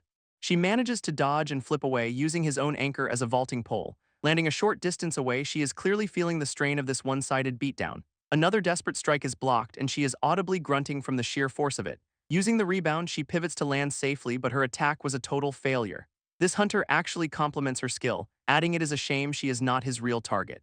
His attention immediately shifts, saying he can already smell his actual prey. Chinzai, realizing he is about to leave, Bu Feng screams at her remaining squad to go after him. Meanwhile, Heisha is having a guilt trip, but Chinzai just tells her to focus on their escape. As they are running, Chinzai shoves a giant spiked club at Heisha for self-defense, casually. She just stares at it, realizing this weapon was probably for him before he went full Super Saiyan. He is already bolting for an exit, leaving her to awkwardly jog with her new oversized accessory. But a familiar tapping sound echoes through the alley. Their psycho hunter is right behind them. His senses are completely locked on, targeting Chinzai with pinpoint, terrifying accuracy. Our boy stops dead in his tracks, telling Heisha to get clear because the party crasher has arrived. And down comes Anchorman from above, looking way too excited to start round 2. He slams into the ground with enough force to shatter the concrete, then immediately follows up with a brutal kick that sends Chinzai flying into a container. Inside his head, the dragon spirit is geeking out that they have reached cognitive resonance, which is great timing. This spirit gives him a whole power-up speech while he is actively getting his face pummeled. Finally taking the hint, Chinzai focuses his energy, his purple aura flaring intensely. He unleashes a massive blast of his own, actually managing to knock the hunter back for once. From the sidelines, Heisha is just stunned, whispering about how insanely strong he is. Captain Bu Feng sees her chance, deciding Heisha will make a perfect bargaining chip for Chinzai's spirit. With her promotion back in her sights, she coldly orders her remaining goon to seize the girl. But Heisha stands her ground, telling the agent not to underestimate her, a bold move. She gives herself a quick pep talk, her eyes suddenly glowing with a strange new power. Purple energy starts crackling around her legs, which is definitely not something she could do 5 minutes ago. Bu Feng can only stare in shock as Heisha prepares to fight, clearly no longer just a helpless hostage. Captain Bu Feng is completely baffled by this development, wondering if Heisha is a sorcerer. But her tactical brain kicks in, realizing this cloning ability is not a sorcerer's skill. As her goons restrain Heisha, the girl just calmly informs them they have got the wrong idea. A voice in her head urges her to focus, to tap into that same state she was in before. That is when the agent connects the dots, realizing Heisha is an aberrant too. A sudden flashback to being experimented on makes everything click, and she knows what to do. Bu Feng is practically drooling, thinking this new spirit is a fine consolation prize to secure her promotion. With a surge of power, Heisha swings her massive spiked club at the goon holding her. Suddenly, the whole area is swarming with glowing Heisha clones, leaving the squad completely stunned. This Heisha army collectively informs the agent that her mission is officially over. Bufeng just scoffs, warning her that Qinzai is a little too busy to be her hero right now. And she is not wrong, our boy is dodging a haymaker from some new mustachioed brawler. Qinzai immediately counters, planting a supercharged fist right into the guy's jaw. That impact sends the brawler flying across the warehouse like a pinball. His dragon spirit explains this is his new sensory ability at work as he dodges a cat-like fighter. Meanwhile, the first guy is already back up, casually hoisting a shipping container to crush him with. This spirit clarifies the power-up. It is basically combat precognition, letting him predict and counter attacks. Using that new spider sense, he effortlessly ducks under another wild swing from the mustachioed goon. He follows up with a devastating counterpunch that just caves the guy's chest in. Qinzai clenches his fist, a glowing red sigil on his finger pulsing with raw power. Qinzai unleashes a brutal, high-speed flurry, completely overwhelming the mustachioed brawler. This brawler's goggles shatter as he howls in pain from the absolute beatdown. With a furious roar, Qinzai demands an end to all this pointless bloodshed. A massive spinning claw attack follows, sending the goon absolutely flying. He crashes hard into a pile of crates, kicking up a huge cloud of dust. Smugly, Qinzai informs him that surprise, he has got more tricks than just his claws. Defeated, the hunter admits he underestimated a rookie who has reached cognitive resonance. Then he drops a bombshell, everyone there is about to die, which is a confusing threat. A sinister laugh echoes as yellow energy starts crackling all over the hunter's body. Turns out, the Hunter Guild has a final rule: if you are about to lose, you take your target with you. Meanwhile, Heisha and her clone army are busy dismantling what is left of Bufeng's squad. Our boy immediately spots the living bomb and makes a tactical leap to safety. This hunter just screams that he will not get away, fully committed to his self-destruct sequence. From a high vantage point, he yells a warning as the explosion is about to engulf Heisha. All he can do is watch as the brawler turns into a supercharged ball of explosive energy. In a blur, he swoops in to grab Heisha just as she calls him Lucas. This entire dock erupts in a massive fiery explosion, a real party ender. From a safe distance, two figures watch the smoke billow from the blast zone. A new commander coolly reports Captain Boo's heroic death, already spinning the narrative. His new orders are to find Lucas Chin, dead or alive, to fulfill his own vision. This dust finally starts to settle after that absolutely insane self-destruct maneuver. Heisha and some other girl are on the ground, somehow alive but definitely not having a good time. Turns out Qinzai is holding up a massive slab of concrete, telling them to hurry before he drops it. Then we hard cut to some grimdark dungeon where a blindfolded man is chained up high. This guy is ranting about how his captors gouged out his eyes to force information out of him. A woman in a suit casually decides to sacrifice him to some entity called Harrow God, and the prisoner is just horrified, realizing this god-tier being has actually come to their world. Right on cue, a massive glowing tentacle slithers out of the darkness. It immediately starts crushing his cage, with him screaming bloody murder inside. And there it is, a full-blown Lovecraftian horror, with the suit lady just watching like it is a movie. A new silver-haired man appears, explaining this god was sealed here after a mission went south. Meanwhile, the blindfolded prisoner is getting absolutely shredded by dark, spiky energy. A blue dragon spirit is ripped right out of his body as he begs to serve the monster. Even our silver-haired pretty boy is not safe, getting swarmed by shadowy tendrils. This cosmic horror is just drooling over the spirit, calling it a delicious-looking snack. But the silver-haired man is a total fanatic, begging his dark god for guidance. His prayer seems to work because now there are two of these blue dragon spirits. They immediately jump in to defend their master from the monster god's assault. It is a full-on spiriton monster brawl with the silver-haired guy caught in the middle. This monster's eye focuses, sensing another aberrant has powered up and that Qinzai's spirit is special.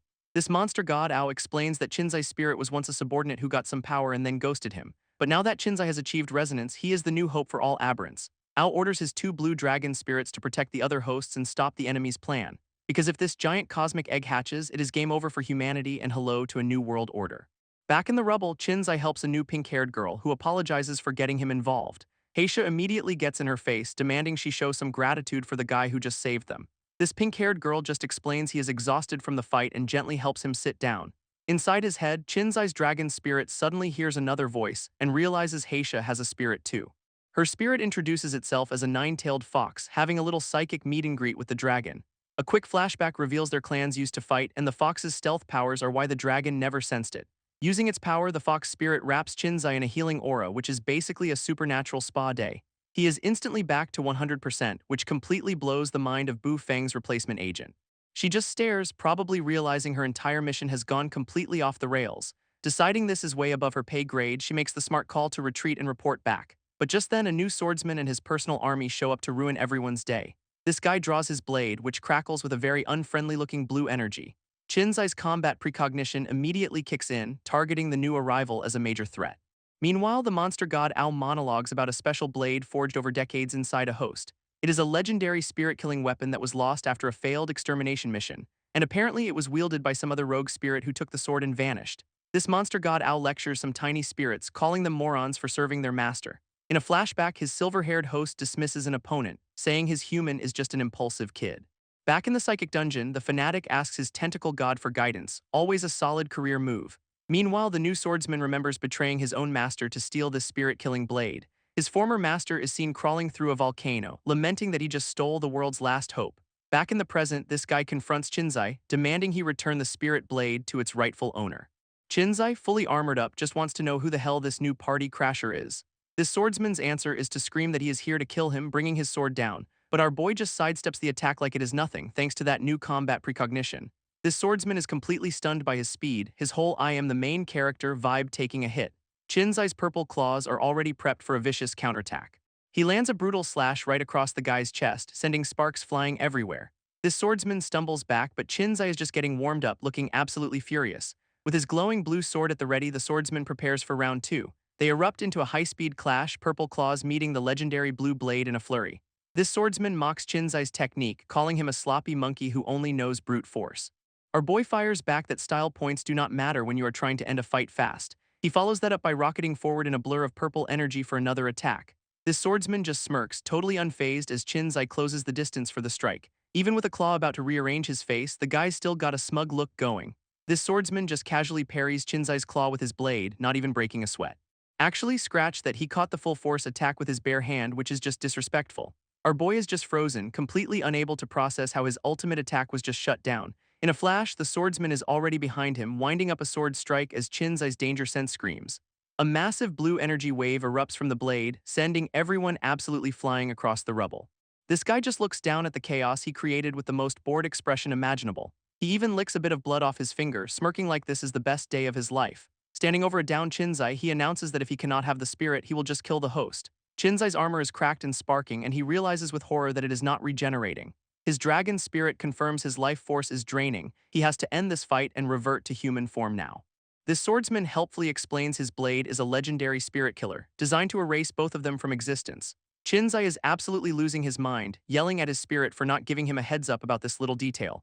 But his combat precognition flares up again, warning him of another imminent attack. Meanwhile, Heisha is trying to fend off the swordsman's goon squad, telling them to back off.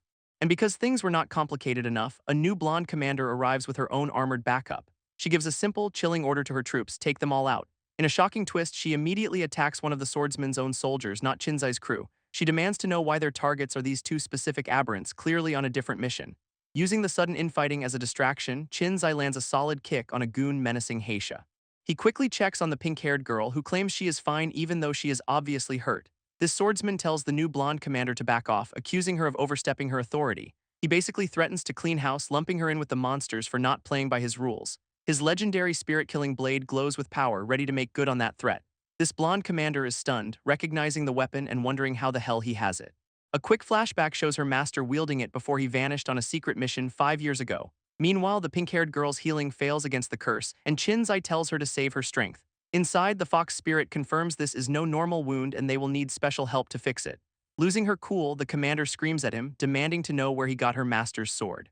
This swordsman smirks, saying her master died stopping a plan and he was just following orders, a likely story. A horrifying memory flashes, he did not just find the sword, he killed her master to get it. Absolutely enraged, she calls him out as a traitor, demanding to know what his real endgame is. With a chilling smile, he cryptically replies that his goal is exactly the same as hers. Senior sister. That sister comment throws her, and she asks if her master is alive, which actually shocks him. She then snaps, grabbing a very confused Chinzai and shaking him while screaming for her master's location. Our boy just makes a face, trying to explain it was all a misunderstanding and she needs to chill out. This swordsman flashes back to betraying his master, who was holding flowers, unable to believe she survived. Chinzai's dragon spirit just laughs, boasting that someone as strong as this Ching would not go down that easily. Putting it all together, Chinzai points an accusing claw at the swordsman, calling him trash for his betrayal. Blue lightning erupts from the spirit blade as our boy's eyes flare with pure, unadulterated rage, and the traitor lunges, bringing the spirit-killing sword down on a vulnerable Chinzai. Heisha rushes to Chinzai's side, absolutely panicked after he took that spirit-killing sword to the chest. This wound is not just bleeding, it is gushing some kind of dark, cursed energy, which is never a good sign. Our boy is clutching the injury, admitting through gritted teeth that this hurts on a whole other level. Meanwhile, the traitor swordsman gloats that his blade kills both host and spirit, and death is getting closer. While Heisha tries her healing magic, the blonde commander just watches, probably wondering if it'll even work. Seeing his opening, the swordsman screams at his troops to take advantage and wipe them all out now. Chinzai and Heisha are immediately surrounded, forced to stand back to back against a whole squad of goons. A flurry of blades comes slicing down, looking to turn our heroes into mincemeat. But the blonde commander intercepts with a flying kick, saving them and making the traitor look very annoyed. Right on cue, her own armored soldiers drop from the sky to even the odds. She plants herself right in front of the injured duo, officially picking a side in this chaotic mess. With a determined stomp, she makes it crystal clear that she is not backing down from this fight. She is absolutely seething, screaming at the traitor for his blatant insubordination and audacity. This whole battlefield just erupts as the two factions of soldiers start clashing all over the ruins. Chinzai tries to thank her for the assist, but she tells him to save it, they have got bigger problems. She places a hand on his chest, giving him a quick energy boost that is more of a patch-up than a real heal. Then she gets right in his face demanding her master's location, and he smartly leverages that for an escape plan. Seeing she has no other choice, the commander reluctantly agrees to their temporary alliance. Just then, a goon tries a sneak attack on a distracted Chinzai with Heisha yelling a warning. But our boy, even while cursed, spins into a brutal kick, proving he is far from out of this fight. Even with the curse slowing him down, Chinzai lands a brutal kick on another soldier. He roars, ready to tear through the rest of this goon squad single-handedly. Meanwhile, the blonde commander is a whirlwind of motion, deflecting attacks from the traitor's soldiers. This two of them are now fighting back-to-back, a temporary alliance born out of pure desperation. Surrounded on all sides, the trio prepares for an all-out brawl against overwhelming odds. This traitor just smirks, announcing he is done playing games and it is time for them all to die. Chinzai lays out the plan. He will be the decoy to draw the traitor away while the girls make a run for it. He gives them a rendezvous point, promising he will catch up, a line that has a 100% failure rate in these situations. This commander immediately calls him out, pointing out that his plan is basically just a suicide run. With a scream, the traitor lunges straight for Chinzai, his spirit-killing blade crackling with energy. Our boy shoves both girls out of the way, taking the full brunt of the attack himself. That cursed blade comes down in a massive, glowing arc aimed right at Chinzai's head. But Chinzai manages to block the spirit killer with his armored arm, the impact kicking up a huge cloud of dust. Seeing him pinned, the traitor orders his goons to swarm in and finish the job for him. This whole chaotic battle is just tearing the ruined city apart even more. Pinned under the blade, Chinzai grits his teeth, knowing he just has to buy time for the others to escape. Heisha and the commander are a blur of action, fighting their way through the surrounding soldiers. But that cursed wound is seriously slowing him down, and he yells at them to get a move on. He finally shoves the traitor off and makes a break for it, kicking up rubble in a mad dash. His escape lasts all of 2 seconds before another one of the traitor's goons intercepts him with a massive blade. Pinned under a massive blade, Chinzai struggles to hold his ground against the goon. He erupts into a flurry of motion, deflecting attacks while still feeling that curse's drain. From the sidelines, the commander yells for him to use his close-range advantage, but he cannot even get near. This traitor just screams at his senior sister for talking too much, winding up for another strike. And now our boy is back to clashing with the main event, blocking that spirit killer with everything he has got. Meanwhile, Heisha and the commander are desperately fending off their own squad of armored goons. Just as she warns about their speed, one of them grabs her from behind in a chokehold. But the commander is right there, landing a solid blow to the goon's head to free her. With an opening made, she yells for them to follow her, leading the charge through the enemy ranks. Seeing his plan work, Chinzai lets out a triumphant grin which only infuriates the traitor. This traitor finally puts it together. This whole fight was just a decoy to let the girls escape. Our boy smugly confirms it, saying he just needed to draw all the attention to himself. While making their escape, the commander learns Heisha's healing powers are completely tapped out. They are sprinting for a getaway vehicle, but one of the traitor's soldiers has them in his sights. With a chilling smirk, the traitor basically says, "Not so fast," ready to shut this escape down. He pulls out some kind of device from his belt, preparing to unleash another nasty surprise. 2 projectiles shoot out, unleashing a massive energy net meant to ensnare them all. This commander looks up in horror as the sky itself seems to crack and shatter above them. And just like that, the entire escape party is caught, tangled up and completely helpless. Standing victorious, the traitor mocks Chinzai for thinking his weakling friends could ever outrun him. Chinzai can only watch as one of the commander's armored soldiers gets snagged in the net too. With our boy pinned, the traitor gloats that there is absolutely nowhere left for them to run. This traitor then reports to some unseen superior that the targets are captured, awaiting his next order. Our boy is just freaking out, realizing his grand escape plan just went up in smoke. And with a chilling smile, the traitor gives the simple order to just take them both out. Suddenly, the goon holding him gets absolutely launched by a surprise attack from behind. Even the traitor is shocked, barely dodging the human projectile that used to be his soldier. It is one of the commander's own soldiers, having broken free from the net to intervene. Before Chinzai can even process that, another one of the traitor's goons grabs him in a chokehold. This new guy immediately slams him into the ground with enough force to shatter the concrete. But the goon is stunned, realizing just how much power our boy is still packing despite the curse. Barely down for a second, Chinzai starts pushing back from the crater with terrifying force. In a complete reversal, he grabs the goon, whose confidence just evaporated completely. With his eyes glowing pure purple, our boy lets out a feral roar, clearly done playing nice. Unleashing his rage, he goes absolutely berserk on the guy, who is now screaming in pure terror. A vicious headbutt connects, sending the soldier reeling from the sheer, brutal impact. Completely dazed, the soldier cannot even defend as Chinzai prepares to finish this. Dark energy crackles around his claws as he channels his spirit's power for a final blow. A volley of shadowy spikes erupts from his hand, flying straight at the helpless goon. Then he follows up with a spinning claw attack that just shreds the poor guy to ribbons. This last goon is left screaming, having learned a valuable lesson about personal space. Chinzai gets right in the traitor's face, taunting that his fancy sword is useless up close. But his dragon spirit warns him his life force is draining fast. He is running on pure willpower. His power erupts in one final, desperate flash before completely fizzling out. This traitor gloats that he will torture Chinzai's human body to sever the link to his dying spirit. Tied to a pole, the commander yells for him to hold on, placing a lot of faith in a very captured man. Suddenly, a wave of golden fire rips through the battlefield, taking out the traitor's soldiers. A mysterious new armored fighter blazes onto the scene like a comet, moving too fast for the goons to even track, let alone fight. And this fiery newcomer is just effortlessly tearing through their ranks. He clashes with another soldier in a blur of orange and blue energy, before landing a brutal, flame-wreathed kick that sends the guy flying. This dude is just a one-man army, calmly dispatching the traitor's entire squad, and another soldier gets launched into the stratosphere by his fiery assault. This traitor has no clue who this is, wondering if another commander sent reinforcements. Meanwhile, Heisha is just praying she does not get accidentally barbecued by the new help, so the traitor orders his men to use some kind of bewitching fluid to smoke him out. A scent the blonde commander immediately recognizes with a look of pure dread, and Heisha realizes they are gassing their own hostages, a truly 5-star tactical decision. This fiery warrior is now right behind them, caught in the smoke as it starts to take effect. Heisha is absolutely fuming, complaining that the fiery entrance just blew away their only chance at a counterattack.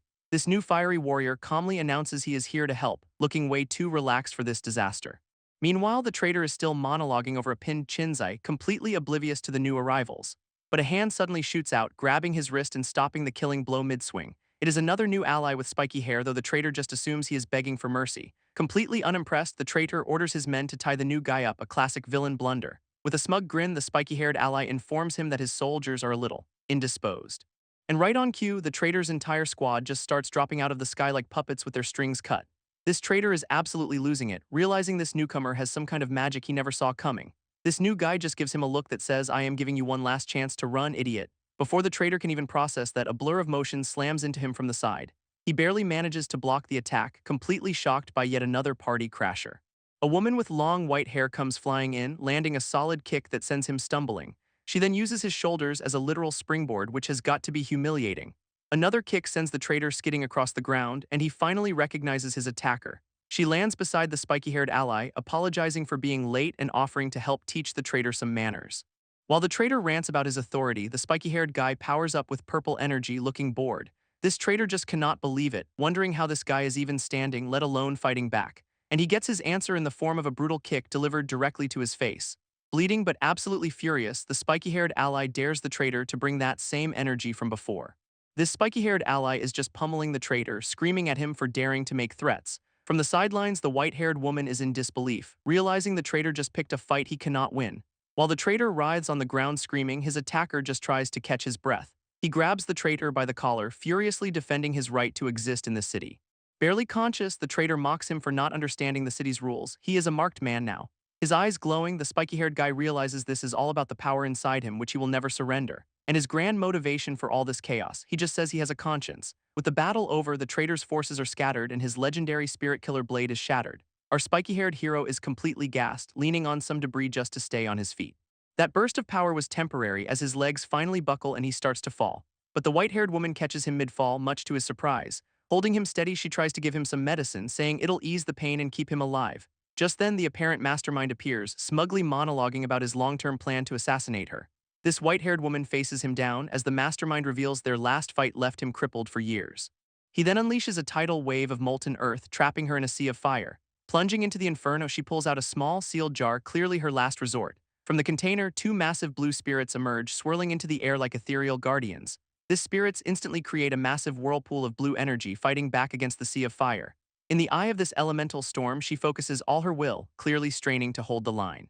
and the two opposing forces meet in a cataclysmic explosion that just obliterates the landscape. This mastermind explains he only survived their last fight by using a special spirit-gathering tool. In a flashback, the white-haired woman basically tells him his family's expectations are a one-way ticket to Villain Town. Lying defeated, he whines about how she ignored him until some new master gave him attention. And with a grimace, he finds his new, much more evil purpose in life. Suddenly, some dark entity announces it is time to take over, which is never a good sign. This mastermind just laughs maniacally, begging this Crimson Emperor to lend him its power. Now a hulking monster, he looms over her, ready to pay any price for this sweet power-up. A pair of glowing red eyes in the dark just screams for its spirit to be returned. Meanwhile, some new bandaged-up goon gets his orders: become a puppet and hunt our heroes. This white-haired woman realizes with horror exactly who this new monster is targeting. Screaming about his new master, the monster goon lunges right past her. This world seems to shatter as his real target becomes terrifyingly clear. He is not after her at all, he is making a beeline for the spiky-haired guy. Both the spiky-haired guy and the woman reach out, trying to stop the inevitable collision. It is a mad dash as the monster closes in, completely ignoring her attempts to intervene. She quickly forms a hand sign, unleashing some kind of binding spell to lock him down. With a clenched fist, she activates the technique, pouring her energy into it. Her spell works, encasing the charging monster in a sphere of dark energy. Looking down, she has managed to contain the threat, keeping the spiky-haired guy safe for now.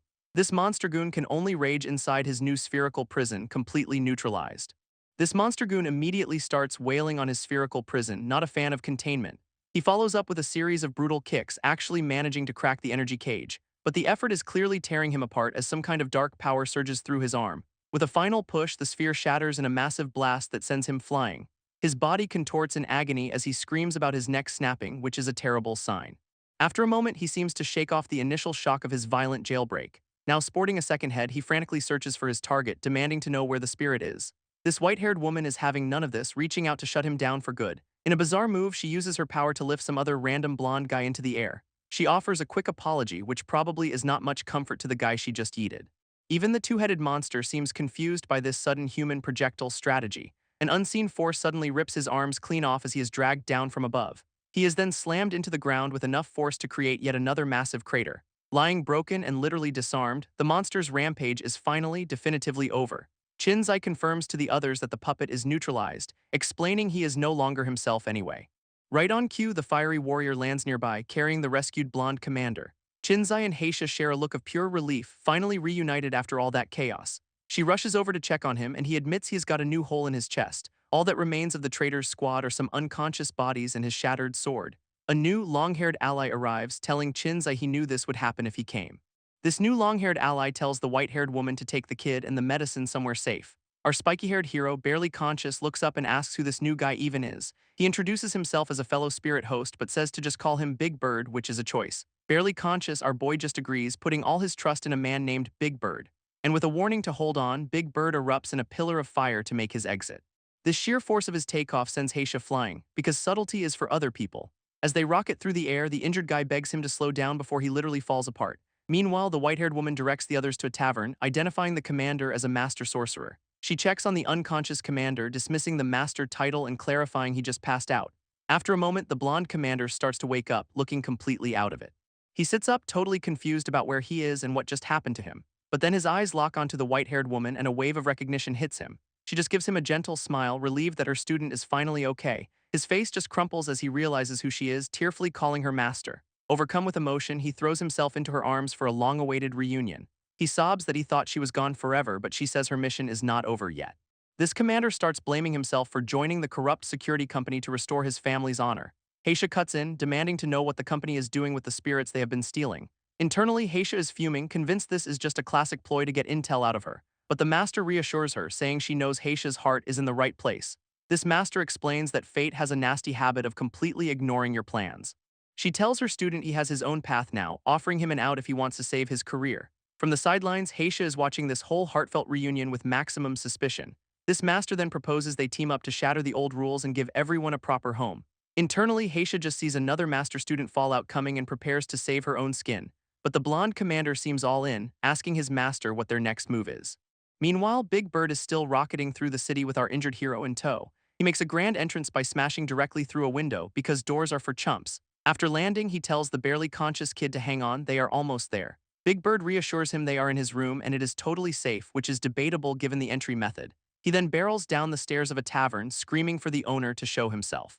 Demanding to know where the black market healing pod is, the bartender casually says he is using it for his fish. Big Bird's face is a perfect picture of "you did what?" as he screams for help. Upstairs, our spiky-haired hero is completely out of it, fading fast from his injuries. Panicking, Big Bird tries to shake him awake, begging his brother not to die. They rush to move him, a blur of motion as the urgency skyrockets. Both men carry him toward a glowing pool of water, which is apparently the repurposed healing pod in a completely different scene. Some guy in a mask brags to his boss about being a fish expert. He proudly identifies the fish in the tank as a rare tropical species from the cichlid family, and then he starts explaining their color-changing mating rituals, which is definitely not what anyone was expecting. Our masked fish expert is still going, explaining the rarity of some green-headed lantern fish. His boss is completely baffled by this sudden biology lesson, demanding to know what he is even looking at. Meanwhile, in a totally different part of the city, all hell has broken loose after a commander's death. Some corporate-looking dude is on the floor, begging for his life and offering to pay up. But the pigtail girl is having none of it, her rage flaring up as she tells him to shove it. And his next stop is a high-speed exit through the nearest plate glass window. So long, pal. In yet another corner of the city, some ghost man is grabbing kids and screaming about repopulation. A commander orders his troops to go to high alert and just shoot the attackers on sight. Their target, a giant bat creature, just tanks all their energy blasts like they are nothing. It lets out a sonic roar, clearly unimpressed with their efforts. This shockwave just sends the soldiers scattering like bowling pins. Cutting away from the chaos, a doctor prepares a syringe while looking out over the city. Inside a lab, a high-ranking officer watches over a scientist examining a body on a slab. He reports they found a fragment on the body that seems to be a mark left by the attacker. With time running out, the officer tells his sorcerer associate it is time to make their next move. This order is to find this new spirit host because some supreme lord wants what is inside him. Just then, a subordinate reports that all personnel are assembled, prompting an immediate strategy meeting. Elsewhere, in a dark, creepy chamber, a skeleton with a blue flaming head just sits there waiting. Into this chamber walks a robed figure carrying a tray past more flaming skeletons and a ritual circle. On the tray are the essentials for any good ritual: a dagger, a goblet, and a vial of mystery juice. This robed attendant begins the ritual by mixing blood from their own hand with some dark, mysterious liquid. Elsewhere, a pink-haired swordsman with a magnificent mustache kneels, preparing for his own intense ceremony. His eyes are shut in deep concentration as a powerful blue aura flares to life all around him. Before him sit the tools of his trade, a vial of dark potion and a goblet of what looks like blood. He is the epicenter of a massive, swirling magic circle that just explodes with raw energy. Cutting to a totally different brawl, some demonic-looking swordsman with purple armor goes on the offensive. He unleashes a powerful blast that sends his opponent, a guy in a respirator, flying backward. And then a new challenger enters the ring, a bruiser in a rhino helmet with a single glowing red eye. This guy throws a punch that creates a literal shockwave, knocking his target clean off their feet. He is just a blur of absolute carnage, moving with incredible speed and overwhelming power. But then he gets rocked so hard he is literally seeing stars, which is a pretty bad sign for a rhino man. Meanwhile, a nearby business has wisely hung up a sign saying they are closed for internal adjustments. From a safe distance, a purple-haired man peeks out, noting the city's a mess but someone is protected. Back at the tavern, our boy is still unconscious in that glowing, repurposed fish tank healing pod. His new allies are already debating the best way to extract the spirit from him while he is vulnerable. A bald man offers the pink-haired leader some food, but she snaps that she is in no mood to eat. She then turns to their blonde tech specialist, telling her to figure out a safe way to get the spirit out. But the specialist points out their healing pod is basically an antique and the security company has better gear. This pink-haired leader immediately gets it. They are planning to use his treatment as a Trojan horse to infiltrate the company. Her blonde subordinate just gives a grim look, confirming their high-stakes heist is officially on. This blonde specialist argues that calling for backup would just expose their position, leaving them all trapped. Her pink-haired leader responds by stomping the communicator to bits. So much for a democratic process. This leader glares, already sick of this attitude and wondering what new scheme is being cooked up. Meanwhile, the specialist feels like she is being constantly monitored and targeted by her own teammate. Their argument escalates into a full-on power-up, with the poor bald guy stuck between their glowing red eyes. In another location, a robed woman holds a sword that is practically bursting with brilliant energy. This white-haired master looks on in shock, realizing the spirit inside the kid is undergoing a major change. Inside the healing pod, our boy starts to stir as a mustached man watches over him. But then he starts convulsing violently as his vitals go haywire, his body clearly rejecting the treatment. This robed woman senses an external power interfering, wondering if it is just her imagination. From outside the pod, the mustached observer recognizes one of the women but has no clue who the other is. A bright light erupts from our hero's chest, a sign the spirit and body are having a violent disagreement. Leaning in close, the mustached man gets real creepy, wanting to see what a dying person is thinking. Our hero's consciousness drifts into a dark, starry void, barely aware of anything around him. He wakes up to find two clawed paws resting on his head, not your typical alarm clock. A tiny horned creature gets launched into the air, apparently having been using his face as a perch. Completely bewildered, he turns to the little guy and just asks who or what it is. This little demon goat thing just lets out a proud little roar, looking surprisingly smug about it. And then it transforms into a gigantic armored monster with a massive energy sword materializing above. Our boy, completely unfazed, just looks up and asks if this colossal beast is supposed to be his partner. This little spirit explains it is fighting another entity inside him, forcing our boy to make a choice. He could just walk away, let the spirit die, and go back to being a normal, boring person. Or he can save his partner, team up, and face a future that is guaranteed to be a total mess. His spirit partner demands he show some renewed hope and finally make a decision. Suddenly, a horrifying memory flashes back, being experimented on by some shady scientists. This trauma sends his consciousness plummeting into a bizarre, purple digital abyss. From below, his little partner calls out, now glowing with blue flames and desperately needing him. Our boy is completely panicked, reaching out into the void as he falls. But then he finds his footing and starts sprinting across the strange, floating cubes. He lands with enough force to crack the very fabric of this weird mindscape. In response, the spirit erupts into its true, colossal armored form. Gritting his teeth, he tells himself to just hang on and get through this trial. Now he is in a full-on parkour sequence, leaping between platforms like a seasoned pro as he lands. A massive pillar of blue energy bursts from the ground, raw power unleashed. Instead of flinching, he calmly reaches out to touch the chaotic energy stream. And just like that, he is standing on the giant's head, taming the blue flames like it is nothing. But then a sinister version of himself appears, asking if he is really sure about this. This dark self tries to tempt him, reminding him that he is only human after all. This mental strain is clearly immense as our hero sweats, caught in this internal battle. His inner demon offers one last deal: kill the spirit and get his old life back for good. His inner demon makes one last pitch, screaming that he is a monster who will never belong. But our boy appears right behind him, telling his dark self to stop whining and think about his future. He flatly rejects the doppelganger, declaring with total certainty, "You are not me." This dark self is just stunned into silence, completely unprepared for this sudden backbone. With a final declaration, he smashes his fist down, erupting with pure blue energy. Suddenly, he is armed with an energy sword, facing a new mental intruder with a ponytail. He roars at the guy to get out of his consciousness and immediately goes on the offensive. This ponytail sorcerer throws up a shield, completely shocked by this kid's raw power, and he gets sent flying backward right over our boy's giant armored spirit partner. After a very ungraceful landing, he skids to a halt across the mindscape floor. This psychic backlash hits hard, his face literally cracking with golden energy. A moment later, his mental form shatters into pieces, utterly defeated. His giant spirit partner just scoffs, calling the intruder another weak, third-rate sorcerer. Outside the pod, the mustached man smirks, revealing the whole psychic dive was just a mission to expose their location. Back inside, the defeated intruder realizes he is completely paralyzed from the waist down. Our boy just smirks, coolly reminding him he picked the wrong person's head to invade. Dark energy swirls from the floor, trapping the sorcerer's legs in a terrifying purple vortex. As the final attack powers up, the intruder starts pathetically begging for his life. In the real world, the sorcerer's ritual setup begins to corrupt as dark power overwhelms him, and the spirit unleashes a massive energy blast to permanently evict the trespasser. Back in the real world, the sorcerer is screaming his head off as the psychic feedback fries his brain.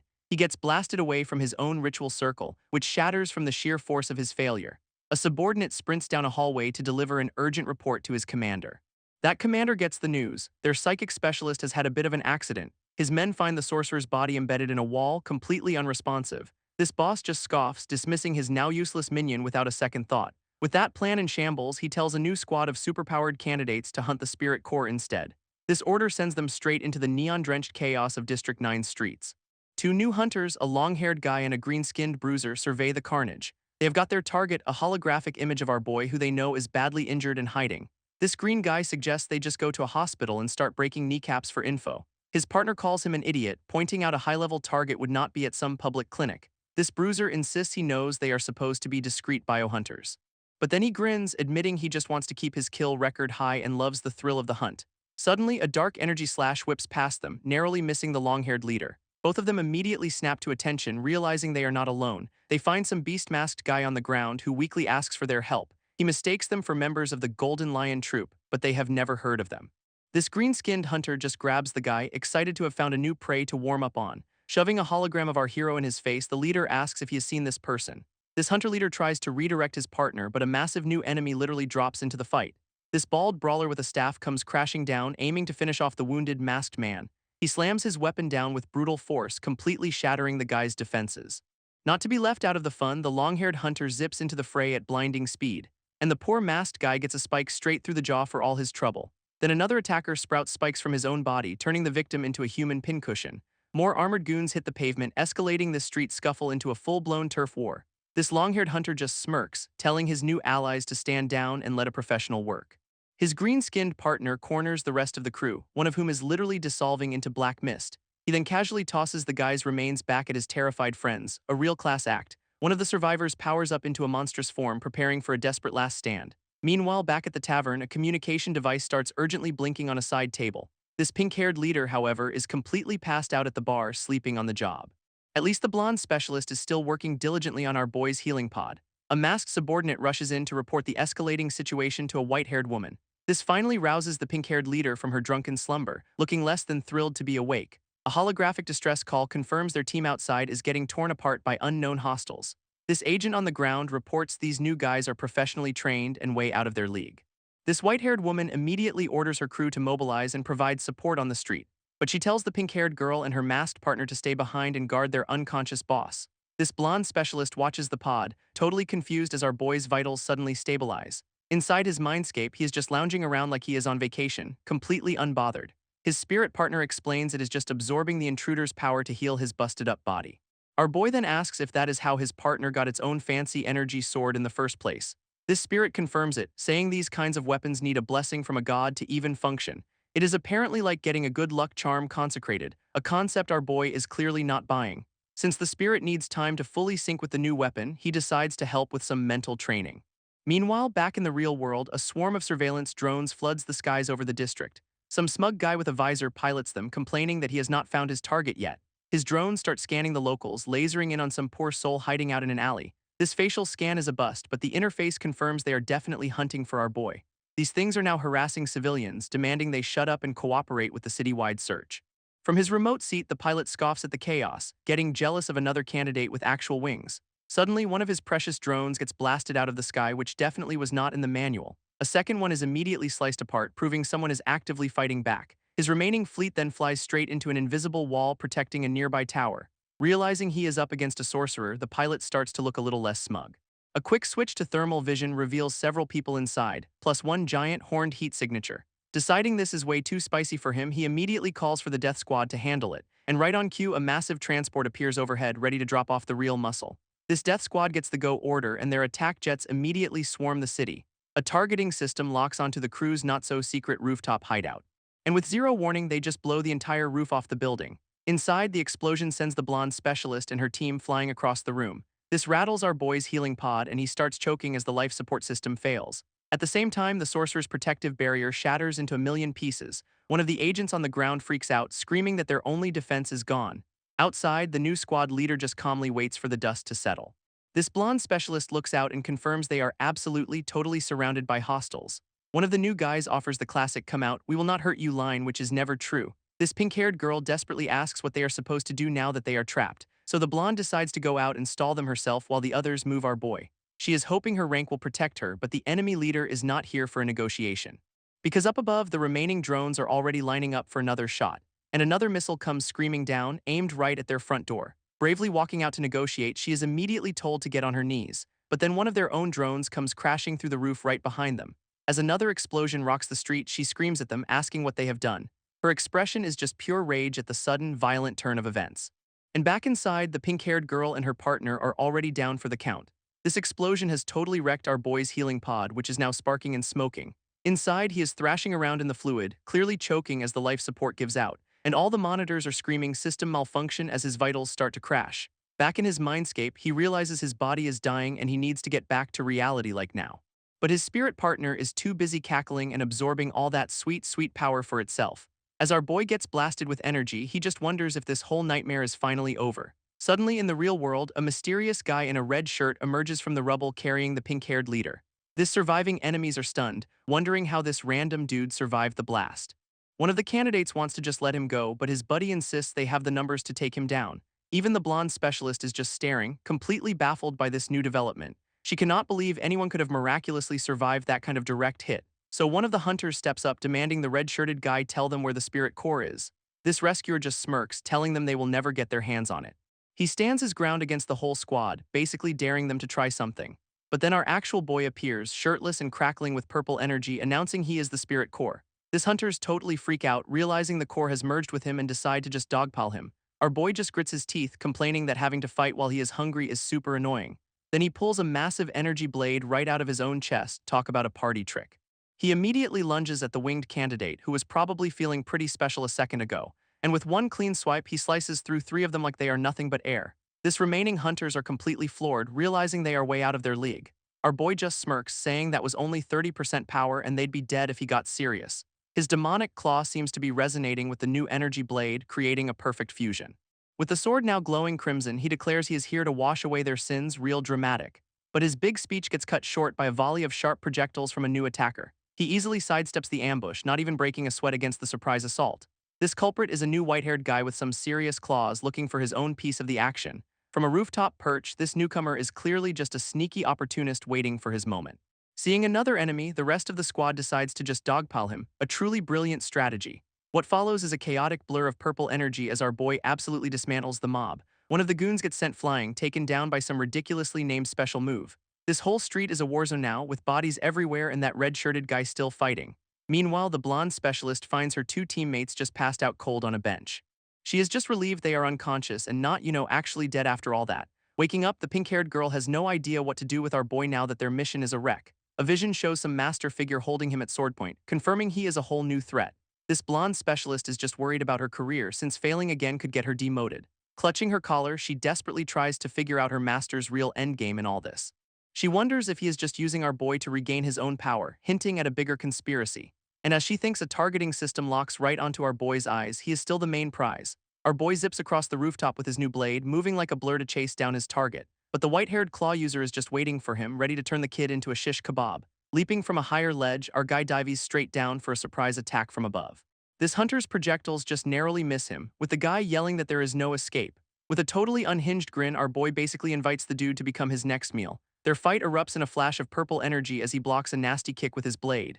Meanwhile, the blonde specialist spots one of the surveillance drones heading right for the battle. And that smug pilot is back, gloating that it is time to see if his tech can beat their powers.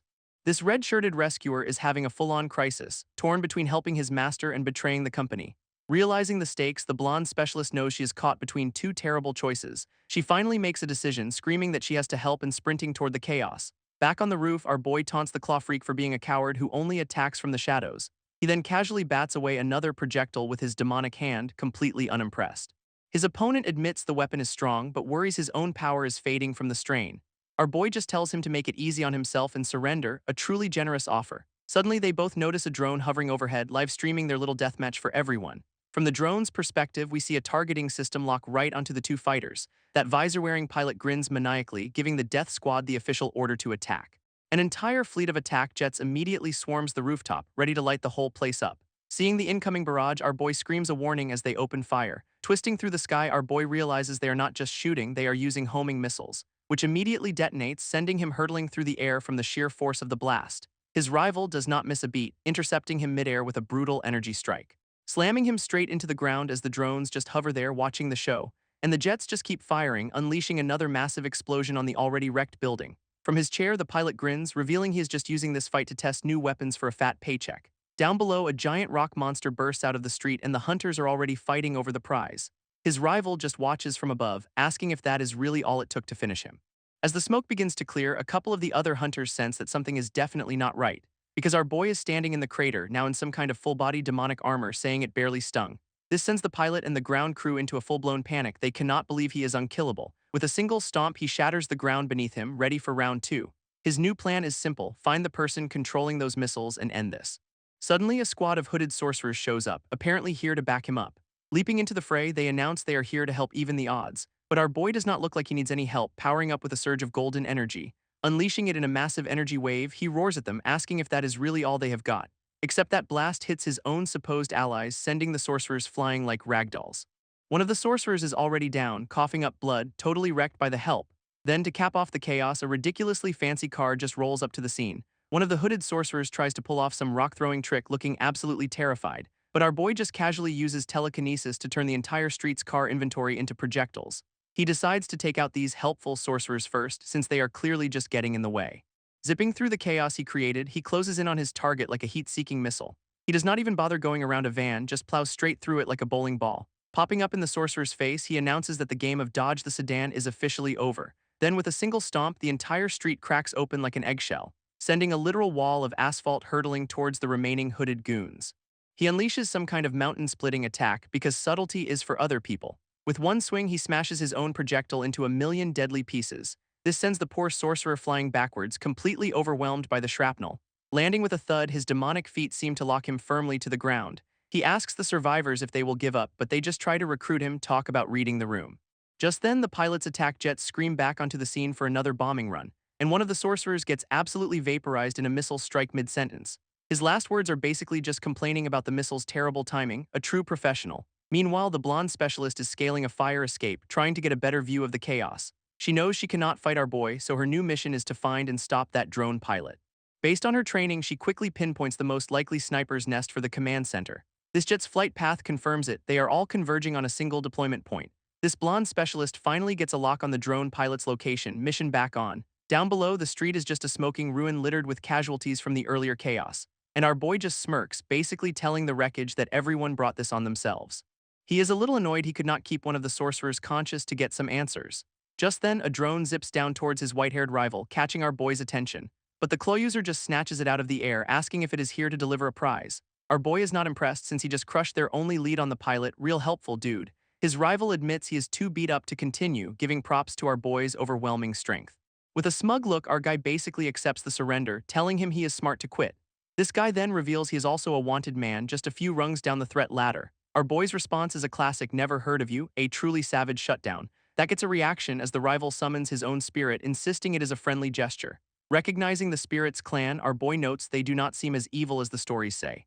Apparently this clan looks friendly but is actually an untouchable, heavily armored powerhouse. So our boy asks what the deal is, but the rival insists he is not looking for another fight. He explains that with the old commander dead, everyone here is a candidate vying for the top spot. Capturing the spirit core is the golden ticket. The winner gets whatever they want from the higher-ups. All this guy wants is to clear his name and get out of the city for a quiet life. Our boy just shuts that dream down cold, telling him he has zero chance of winning this. As his body starts to dissolve, the rival asks if our boy does not want freedom too. This rival explains that our boy's power is what everyone's after, but the kid's not buying it. Apparently becoming the Red Emperor completely wipes your criminal record, a citywide get-out-of-jail-free card. He even tries to sell it as a way to ease our boy's burden. What a thoughtful guy. Our hero seems to consider this for a hot second, but then his brain re-engages. With a smirk, he points out that his actions have already ticked off the big boss, so simple plans are out. His rival warns that this lone wolf act will just get him and his spirit erased for good. We see him telling some other poor soul that outsiders just do not get the city's unforgiving rules. But the claw user reveals there is another way to solve their problems, a new target on his list. He points to the distant Red Emperor Tower, asking if our boy sees his ticket out. Our guy's eyes lock onto the new objective, the wheels clearly turning in his head. And there it is, a massive tower shooting a giant laser into the sky because subtlety is dead. This kid scoffs, wondering why he'd bother with the final boss when he could just surrender to middle management. His rival explains the city is actually run by a council of powerful families all keeping each other in check. This order to hunt down spirit users like him came straight from the top of that food chain, so the claw freak admits he is taking this huge risk because he is just as scared of getting caught. He even gives our boy some props, admitting he never expected to meet someone this strong, which our hero absolutely laps up, glowing like a self-satisfied Christmas tree. After a good laugh, the rival decides to finally get to the actual point of this whole conversation. He reveals a city-wide competition held every 5 years, a battle royale for powered people. This winner gets insane rewards and a pardon from the ruler, basically, a city-sanctioned deathmatch for freedom. Our boy processes this whole death tournament for a pardon sales pitch. His rival explains the entire bloody affair is hosted right inside that massive tower.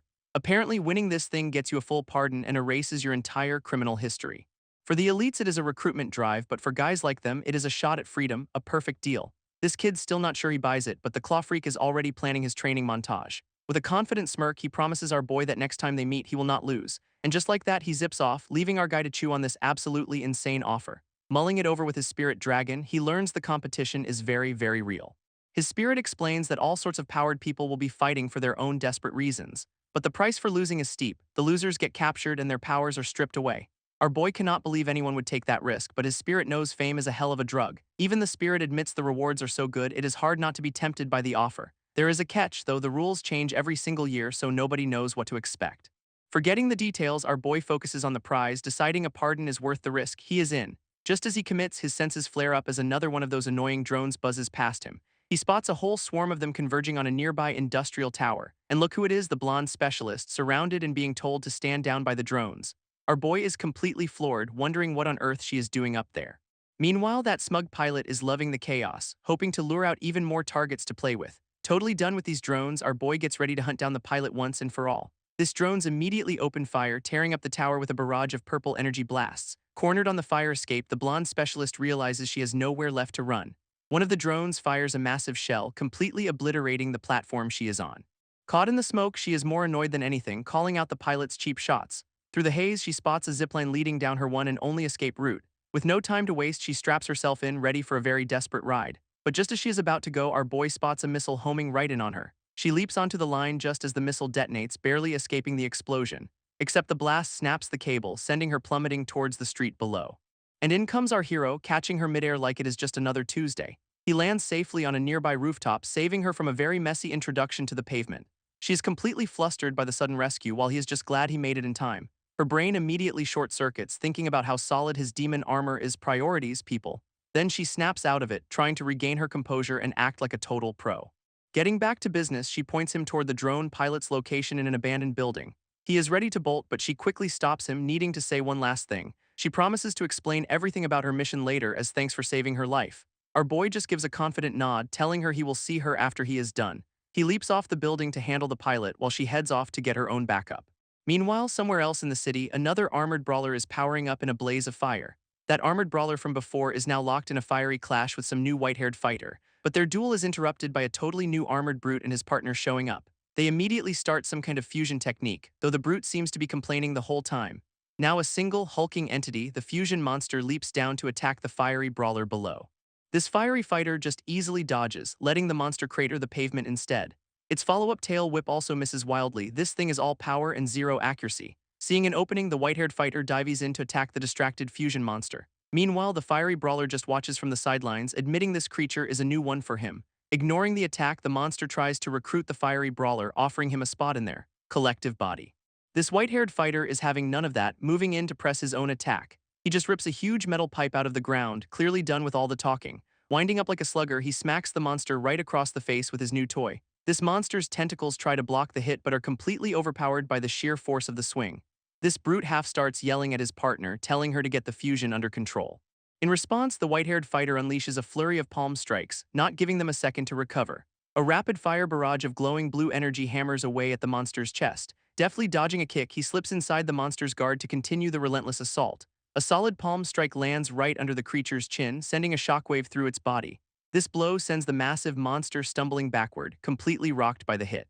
And he finishes the combo with a powerful two-handed strike right to the monster's face.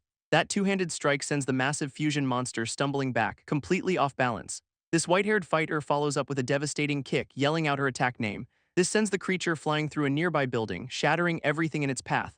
Totally stunned, the brute half cannot process how a sorcerer has this kind of raw physical power. She calmly explains it is an ancient martial art from the old world, the Eight Extremities Fist. Her opponent is furious, having never heard of the style and demanding to know who she is. Elsewhere, the fiery brawler's crew is scrambling through the streets, trying to regroup fast. He reports to his leader, a woman with light hair, that their brothers are on the move. She tells him to join them, but then asks what happened to that fusion monster they were fighting. Turns out the fusion has split, with the brute half crawling pathetically from under a car. Seeing his opponent is down, the fiery brawler just leaps away, leaving the mess behind. This brute can only grit his teeth, admitting he barely managed to escape with his life. All around him is just a crater of shattered rock from the absolute beatdown he just took. Still, he forces himself up, insisting a top-tier hunter does not fall that easily, sure buddy. From a streetlight, the fiery brawler taunts him, asking if he wants to keep fighting now he is alone. Deciding to cut his losses, the brute reminds himself his real target is the spirit, not these guys. He gives the female leader a final death glare, promising he will remember her face for this. Back with the team, the leader checks on her crew, who thankfully report only minor injuries. They confirm their fallen comrades were absorbed by the monster, but at least they have been avenged. With a stern look, she tells them to focus, reminding everyone of the important mission ahead. A crew member hands over a glowing red ingot to the white-haired leader, confirming the objective is secure. Meanwhile, the fiery brawler realizes she used the city-wide chaos as a perfect cover to snatch this thing. Back with our boy, he is closing in on the drone pilot's hideout, staring down a security bot's lens. He zips through the ruined cityscape, a blur of motion heading straight for his target's building. Inside, the smug pilot taunts him over the comms, daring him to stop hiding and face his missiles. This guy's holed up in a derelict high-rise with his little drone buddies swarming the skies outside. Patrolling the dark halls are some heavy-duty robot guards, blaring a high-alert warning. Our hero scopes them out from the shadows, noting the pilot brought AI security, how extra. He decides to skip the minions and go straight for the boss to avoid making a bigger scene. Taking a moment, he goes completely still, focusing all of his heightened senses for the hunt. His awakened sensory powers flare to life, letting him perceive everything in the building at once. A wave of energy expands from his position, mapping out every single vibration and movement inside. He picks up on everything: a fan, a fire, and even a toilet flushing somewhere on the upper floors. His senses lock onto that one specific sound, pinpointing the pilot's exact location with it.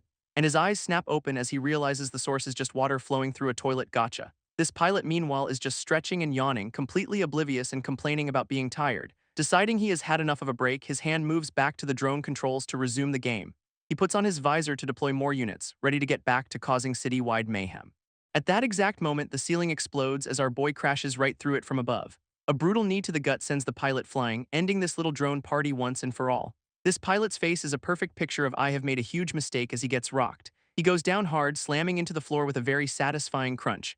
Lying in the rubble, the guy is completely out of it, seeing stars and bad life choices. To prevent a sequel, our boy starts smashing all the drone equipment into scrap metal. One final stomp grinds the last of the pilot's expensive toys into absolute dust. Standing over the mess, he looks every bit the hero who just cleaned house. Amid the wreckage, he finds a bunch of rolled-up blueprints, wondering what they are. Turns out they are professional-grade drone schematics. This guy was a genius, just an evil one. Deciding they might be useful, he scoops up the plans for later inspection. Just then, the pilot starts to stir, looking up in absolute terror. Our boy gives him a friendly "Oh, you are awake," with the least friendly smile ever. Then he immediately knocks him out again, telling him not to stay up late. Lights out, buddy. With the crisis handled, he makes a cool exit through the hole in the wall. Elsewhere, the blonde specialist's backup finally arrives, calling out for their master. She runs up to them, confirming she is okay and that everyone is safe for now. Her master says it is not safe, but reassures the specialist that their target, Shinzayo, will be fine. This team splits up, with one sent to find Shinzayo while the specialist goes with her master. Back at the destroyed building, Shinzayo lands in the middle of the devastation. He looks around, wondering where his friends went and if they got into trouble. From a nearby rooftop, a girl with pink pigtails calls out his name, letting him know she is there.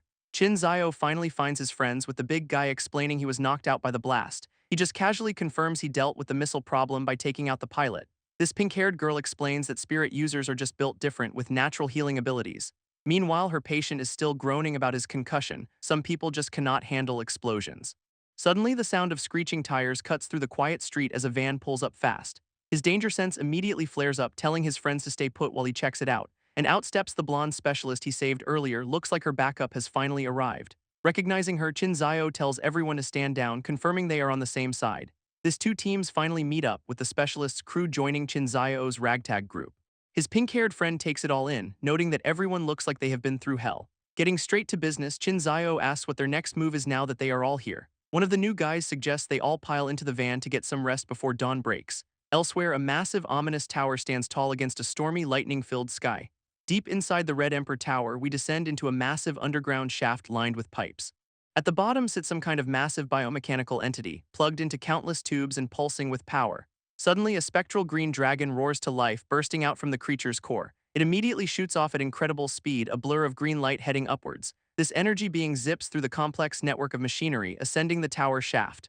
Reaching the top of the building, it seems to be heading for some kind of control hub.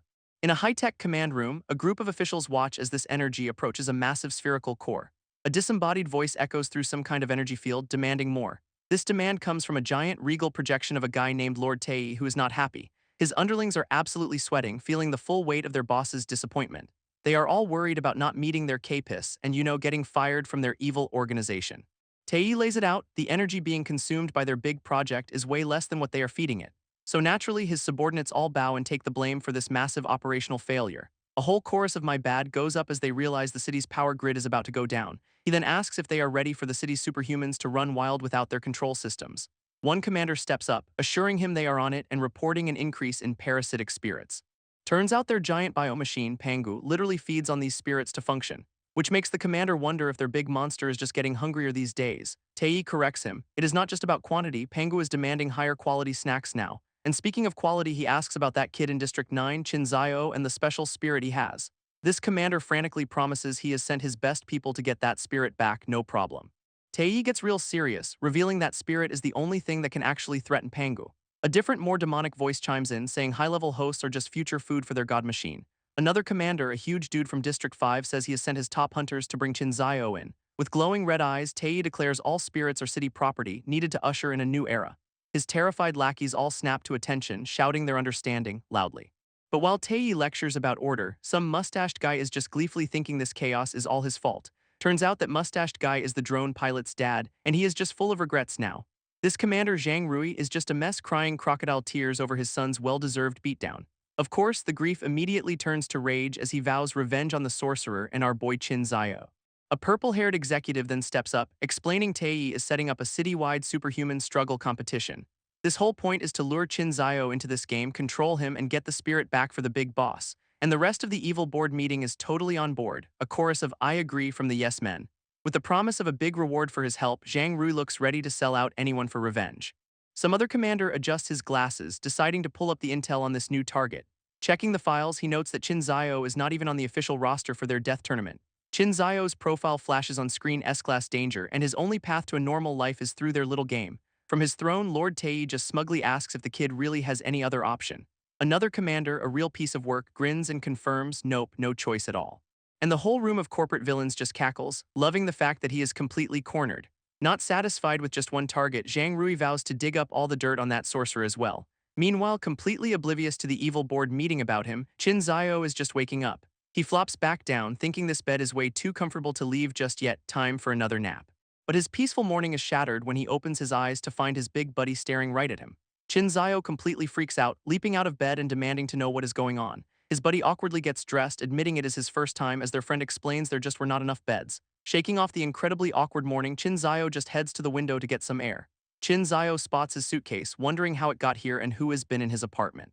Deciding to worry about it later, he just opens it up to grab a change of clothes. Just then, a knock at the door has his big buddy answering the call. Meanwhile, our boy is in the middle of getting dressed, throwing on a fresh tracksuit. This pink-haired girl greets him with a frying pan, telling him he is late for breakfast. He asks how she got his stuff, and she explains the blonde specialist's crew retrieved it for him.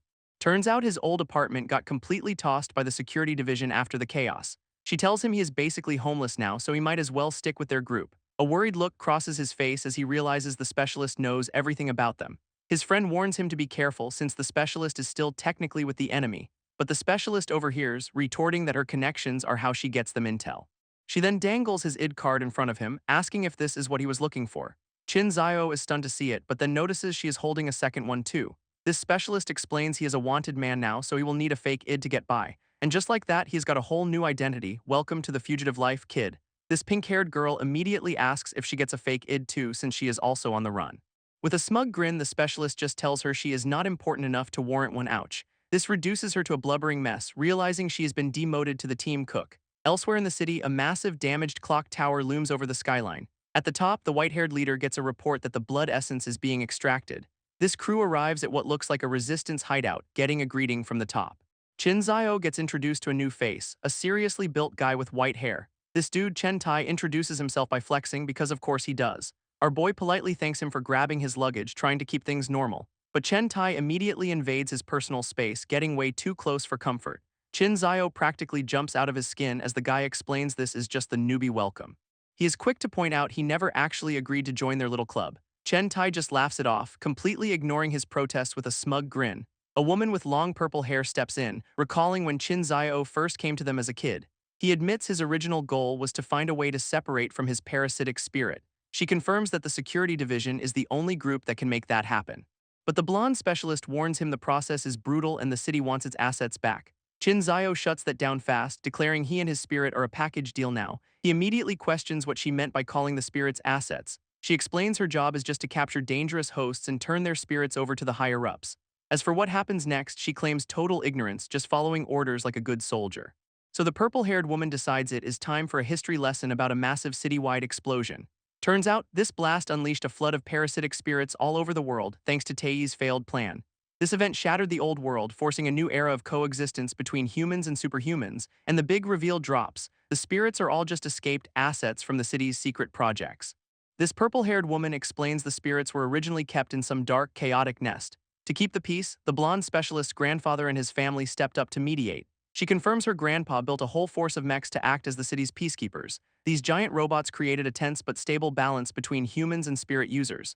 Her pink-haired friend finally connects the dots, realizing the specialist is from the famous Luo family. Turns out her family was a tech giant, basically running their own industrial empire back in the day. Chinzayo asks why she kept her identity a secret, and she admits her family name is a death sentence here. Her family was destroyed when she was a kid, but her master saved her and she joined security to rebuild. In a memory, her master reminds her she is the heir, and she promises to never forget her duty. Little her vows to get strong enough to restore her family's honor, full of righteous fury, which apparently involves some very awkward martial arts training that she was not enjoying at all. Another student gets jealous, whining that the master is giving her special treatment, so she just immediately kicks him in the face. Problem solved, I guess. Her master decides that just punching things is not gonna be enough for her grand plan. So they bring in a former chief engineer from her family to be her new tutor. She looks less than thrilled about getting more homework, basically. This guy internally monologues about how he owes her family his life and will repay his debt to her. Chin Zio's brain is just completely fried trying to keep up with all these family ties and ancient grudges. He and his friend realize they have stumbled into a generations-long corporate political war. And he finally snaps, demanding they stop with the history lesson and tell them the actual plan already. Chen Tai just puts Chin Zio in a headlock, telling him to be quiet while she is explaining the grand evil plan. This purple-haired woman reveals Lord Tei is the one who destroyed both their families to eliminate his rivals. And behind Tei is an even bigger cosmic horror, Pangu, who is using him to literally end the world as they know it.